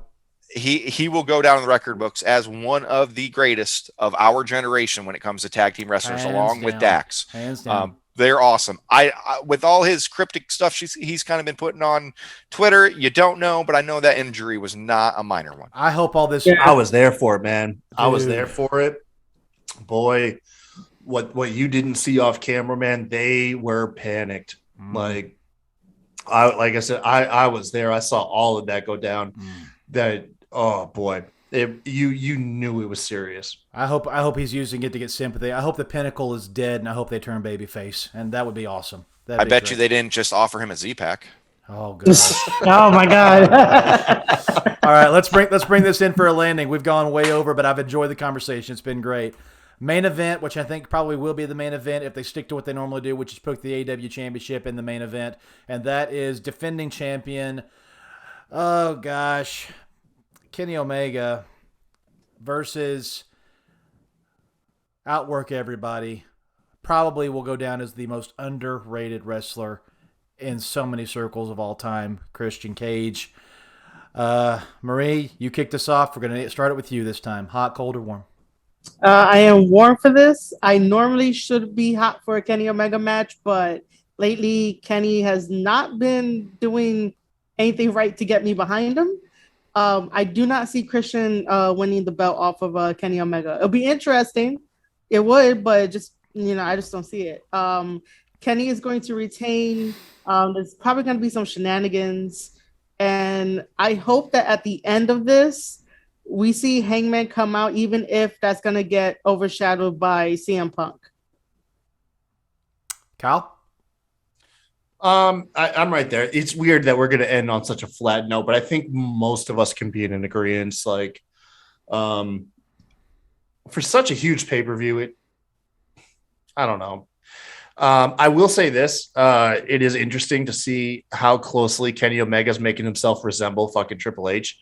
I cannot fucking believe it with the once again taking shots. Once again taking shots. Like, I just cannot believe what I'm seeing transform in front of me. But man, he's even gaining a gut to look like him, dude. I'm telling you, man. Like, this is getting super meta. It is. No, I think these guys will put on a fine match. You're just warm. I think just All Out is going to be full of surprises. That's the thing here is we're not even talking about the possibility of Bryan Danielson, the Iconics, or the Inspiration as they're known, Ruby Soho, all these major people showing up. We're focusing on the matches. And that's what I'm saying is the main event, I think, will be overshadowed by the moments. I believe that All Out is going to resemble WrestleMania in the fact that it's going to be moments overshadowing the matches. And I believe this is one of those things that's going to fall victim. And that's why I'm warm for it. I think it'll be a fine match, but the big moments will have already happened by this point, I believe. All right, I'm going to go next. I'm hot for it because I love Christian Cage. Ever since he went solo and started doing real matches, and like with his feud with Randy Orton, and then what he did with Impact, and what he's done, since he's come back with all these every match with Frankie Kazarian, with Darby, every match he's had has just been so good and so technically sound. It's stolen the show. It's because you get invested in Christian. He's got it's his look, it's his willingness to compete, his ability to register and sell. He sucks you in, and you get behind him naturally. And it's just so masterful of a storyteller that he is. When you just sit and listen to him talk about how to put a match together or why he did things the way he did it, you just go, holy cow, this guy's in-ring IQ is so high. He's just so smart and so brilliant. I know he's going to do his best to make this a competitive match where there will be 2 or 3 times throughout the match where you're going to think he's going to win this thing. And you're just going to sit back and go, holy crap, how did he not win it right there? And it's going to be so well told, so well done. But I don't think Christian Cage is the guy, especially that he already has a championship to defend over an Impact. I don't think he's going to get the AEW championship off Kenny. I do think they are going to slowly burn this out, and he will somehow an interference in the match of some way, shape, or form, kind of like what they did with Roman and Edge to get Edge onto Seth Rollins. I think something's going to happen where he will have a new foe coming out of this. It could be an Impact guy. It could be an Impact challenger come over, getting involved in the match, and that'll set up a feud on Impact for Christian to focus more on. But I'm interested to see how they end this. Marie, you probably know this. Kyle, you might know this too. I know Hangman took time off to have his baby. Has he said how long he'll be off or how long they'll keep him off? I haven't heard anything new. He's been silent. They're keeping that close to the chest because they want whatever they do next with Hangman. It has to be a surprise. 100%. It can't be predictable. 100%. That's why I fully anticipate that if they do put the title on him, Arthur Ashe Stadium would have been perfect because it's going to be a record-breaking crowd. I think that would have been a great place to do it. But if not, then telling the story correctly, where did Kenny beat him to get a shot at the title? Full Gear. You do it back definitely. There. That might be the pay-per-view that Hangman gets back into the title picture, and that's probably where he gets the belt off Kenny, if they want to tell that story. But have him kick out of the One Wing Angel on 1. Thank you. Thank you. Fucking on 1. That'd be great. I'm looking for. Go on. Yeah, but I'm looking forward to it. How the story's gonna be told, and so I'm hot for that. Cole, hot, cold, or warm? Have you ever had like a drunken binge? No. Where? All right. Have you ever had any kind of situation? Ask an honest question, get an honest answer. Talk to me, Cole. Talk to me. All right, Kyle. Yeah. Have you ever had a drunken binge where, for some reason, you filled up the bathtub really hot, and then you wake up the next morning and forgot to let the water out? Or have you ever been in a situation where bath water just sits for too damn long? That's where I'm at on this, where it's sort of warm but cold enough to drink, but you shouldn't because your ass was in it. Like that's where I stand. Fucking analogy I've ever heard. Listen, and yet I totally get it. Yeah, I got stories, man. But listen, I look forward to it because of the match. I think anything Christian Cage does, he turns to gold. Yes. Kenny Omega, I'm very wishy-washy. That guy is by far one of the top talented guys, but fucking sell a goddamn move, Kenny. Thank you. I'm so sick of seeing him take fucking pile drivers on his head to get up for the next spot. I'm very mixed about watching his matches because he is so damn talented, but it's such a spot monkey fest bullshit. There's no storytelling in his damn matches most of the time, except that first one with Christian, because Christian made his ass work and sell. Yes, he did. And that was such a fun match to watch. With that being said, I don't see Christian holding 2 belts. I just don't see that. I love the outwork everybody moniker. I love that because he is a hell of a worker. I see him eventually going over to Impact and defending that Impact championship against Impact roster as he should. It's fucking Impact. Get them involved more with this cohesion that they have going on, for the love of God. I can see him doing that. But when it comes to winning, I just don't. I can't see him winning this match. Again, we might be looking at some kind of interference. I feel like almost every AEW match can end with interference or some kind of distraction, which is kind of annoying. Cole, I don't mean to interrupt you, just to make you laugh. So I do the picks for our SmackDown pool to pick up matches every single week, and one of the questions that was the bonus question was, does All Out have more than 4 matches interfered?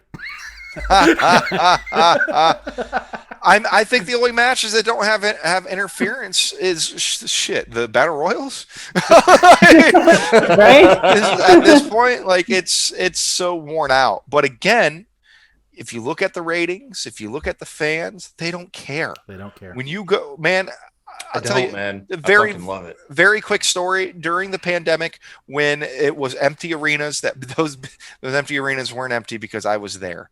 This was before I was training, before I dedicated my Wednesdays to training. I was sitting in Daly's place, one of maybe 7 people in the crowd, because I'm not going to go on record how I got out there, but I found my way in that crowd one way or another. And when they started letting friends and family in there, I was there. And then I was there the first time they actually allowed the full fucking house on that Dynamite before Double or Nothing, I believe that what it was. And I'll tell you what, when I don't care if there's 10 people in the crowd or if there is 20,000 in the crowd buys into it. They love it. It's a rock show, as Bully says, everybody says. The vibe there is completely different, where you're not even paying attention to those small details. Yep. You don't give a shit. You're there holding up your beer. You're singing Judas. You're having fun with your friends. It's a blast compared to going to SmackDown that was just here in Jacksonville, where you're sitting on your hands, listening to some kid scream in the back of your fucking head, waiting for it to be over, because it's a whole different demographic that goes to that show. It's a whole different environment. Yeah.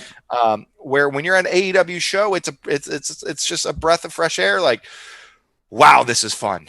And that's what you get. And that's why, you get a lot of the BS that gets ignored. And it is what it is. But I guess like piss bathwater warm. I see Kenny winning this match with interference from someone or another. Don Callis. Yeah, Don Callis, the Bucks, something stupid. I can see that happening. Mr. Idiot with the blow spray or whatever. Nakazawa. Yeah. I want to take that laptop and shove it through his face every time I see him. It's ridiculous. And to think, Brandon Cutler that is doing that had a match with Cody when AEW was first forming, if you remember that. I don't know if it was Fyter Fest, Fight for the Fallen, what it may have been. Wait, was it the first? No, it wasn't the first match. It was up front though. Yeah, it was. Yeah. He's to that, and now he's wearing a face piece to protect his nose, blowing fucking keyboard cleaner at you. Like it's so damn dumb. But I like Kenny as a heel. I like being able to boo him. I hate that people still cheer him. I want him to get booed. He needs the right opponent. He really does. And Hangman's it. And Hangman is 100% it. And if it's not Hangman, it's Bryan Danielson.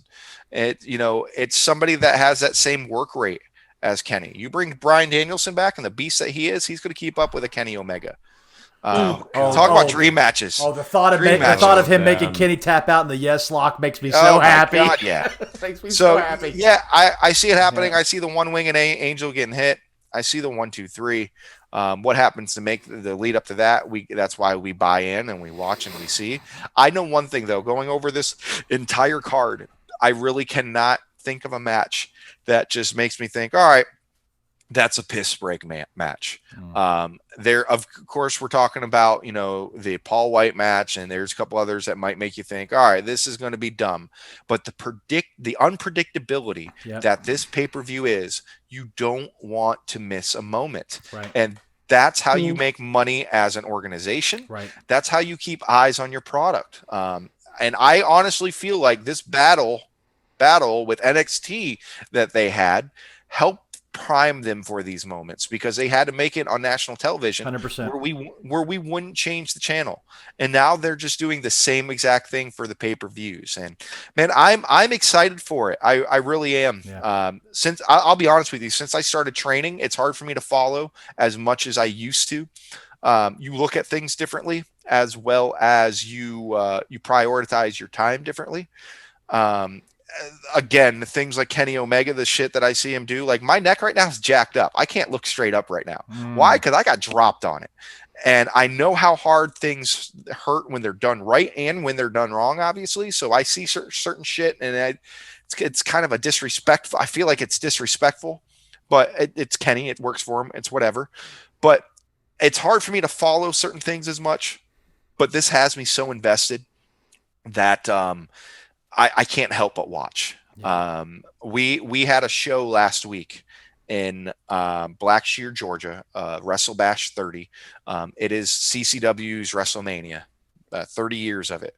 And we made sure to schedule around All Out, just because we wanted to make sure we were able to witness it and have that moment. So man, I'm pumped, because as a professional professional wrestler in training, I should say, because I've only been doing this for a year. That is the goal now, is to main event and All Out. 10 years ago, 5 years ago, 3 years ago, I think any professional wrestler would tell you that their goal is to main event WrestleMania. But is that the goal anymore? Because look what AEW is doing with their, I guess their flagship pay-per-view. Is this their WrestleMania? I think it's between this and the Double or Nothing. Yeah. It's a toss-up. They don't have. I don't think they have one. Although Double or Nothing is now hosted. Correct me if I'm wrong. 2 Stadium Stampedes, which those feel like WrestleMania matches. Yeah. It's definitely not Revolution. It's definitely not the biggest one. Not Full Gear either. And no, neither Full Gear. No. Yeah, it's one of these two. You're right. Yeah. So I feel like that, because of what they're doing, they've set that bar pretty high. I feel like for nostalgia, it's All Out, because that's what kicked all this off. I think. Well, All In technically, right. Well, but the same damn thing. The first, same thing. But the first one, when Chris Jericho won the title at All Out, that's when the first. Moxley, so, the fucking chips and shit.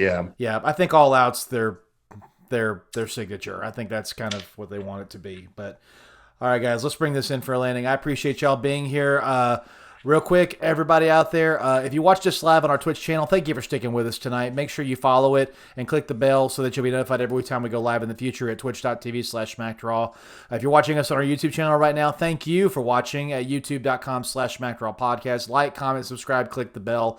Make sure you follow us on our podcast on whatever podcast platform you listen to. Guys, this has been an awesome show. Please give it a 5-star rating. Leave us a comment. We love your feedback. We love your comments. We'll respond to them as much as we can. And again, if you want to make a donation, go to paypal.me/SmackDrawPod. And also, please check out our Patreon, patreon.com/SmackDrawPodcast. Sign up for a subscription plan. We'll take good care of you. We'll give you a lot of cool stuff. We'll let you see some content that no one else will see but you. And if you want to get involved in our shows more behind the scenes, you'll have a chance to do that if you subscribe. Real quick, Kyle, let us know what's next coming up. I know y'all got the rewind coming up on probably Monday now. So what's going to be happening in the next couple days? Look, man, don't worry about me. Okay. Listen, there's so much great wrestling.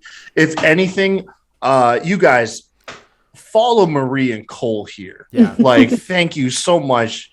Bama has plugged everything I would plug. So Marie and Cole, fantastic people.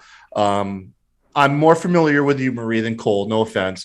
Marie is just Marie. I'm impressed with how hard you go at building your brand and everything you're doing. So whatever Marie plugs, please, you guys, I endorse it 100%. Follow Marie, and then Cole, you're fucking awesome to talk to, man. I'm not gonna lie, man. You're fantastic, bro. So yeah, follow these two motherfuckers. The reason I picked Kyle first is because I knew Kyle would do that. Now, Marie, would you please would you please tell everybody how we can find you on social media and what you've got coming up? Of course. Thank you, Kyle, for that. I am Marie Shadows. I am the storyteller. I have a podcast called the Square Circle Podcast. You can find it on anchor.fm/Square Circle Podcast and also on the YouTube side because I'm starting to build up my videos over there. And I also have a Patreon. The Patreon is completely different because you're following my life on the indies. I get to go to wrestling shows with my team Too Good and Mr. Too Good JD Alpha as well. We record his matches, have some impromptu interviews with wrestlers at the show, and you guys get to see that all. My journey and everything. Head over to patreon.com/Marie Shadows, all about me. And if you want to follow me on Twitter for all of my wrestling takes, at Marie_Shadows is where you can find me. Cole, what you got going on? Plug your stuff and what's coming up on the CCW. All right, so forgive me if I kind of shoot here, but Wrestle Bash was awesome. It was on the on the 1 year anniversary of me making the decision it's time to step into a squared circle, and I'm ready to do so much more, CCW and beyond. For anybody that has followed me, you saw that I got in a little bit of a feud with my cousin, who is a 20-year veteran, and we faced off at Wrestle Bash. And you can follow me at Cole Bohannon. And for those that are, you struggle at, spelling or words, if you need me to spell that out for you, that's BOHANNONCCW. So Cole Bohannon. And I'm a straight shooter, man. If you're tuning in to see Bailey Buddies, you're not getting it here. If you're tuning in to get some fun and PG and oh look, little David, it's Cole Bohannon, you're not fucking getting that here either. You're getting somebody. This is me. I don't play a character. This is who I am. The person you see in the ring is who I am. The promos is why it's just who I am. And thankfully, I'm fortunate enough to express who I am in the middle of a ring in front of fans and people. September 25th, we have a taping coming up. It's going to be a house show here in Jacksonville. We're very fortunate to have a warehouse where we can do shows. We can do tapings that we own. And we can put it out there at Continental Championship Wrestling. This old school banner back here, you see that? That's the picture for Continental Championship Wrestling. When you look it up on YouTube, you see all our matches on there. Then I believe in October, we're going to try to go back to Palaca, Florida. If you know Palaca, that's where Michelle McCool is originally from. I believe that is where chlamydia was originated. I think the place is an absolute shithole. The place sucks, man. It's trash. But I only speak the truth. There's a reason why Michelle McCool doesn't claim it. But you know what? They got a pretty cool gym inside a church. And even though the walls rattle when I walk in, we put on a hell of a show. So we might be out there, but definitely follow me at Cole Bohannon CCW. I'm always putting any updates on there. Follow that YouTube, Facebook as well, Cole Bohannon. I'm trying to expand more. Yes, I'm still a child in this game full of veterans, but I'm believing in myself. I'm betting on myself. And I know my worth. And I know that there are bright things ahead of me, and I'm just keep on pushing. And I thank all of you for having me on, Kyle, BamaDave. Very nice meeting you as well, Marie. I appreciate you guys having me on here and being able to express who I am and put it out there, who I am. And again, I'm raw, as no pun intended. It's just what you see is what you get. And if it's too much for you, that's okay. Raw's on at 8 p.m. on Monday nights. Watch that and clap with your 60-year-old grandmother. Like, that's for you. If you want, if you're looking for pure entertainment, you want someone that's real and puts it all on the line in the ring, I'm someone that you want to follow. And there's some badass members on this roster as well with CCW. So had to kind of lay it on the line.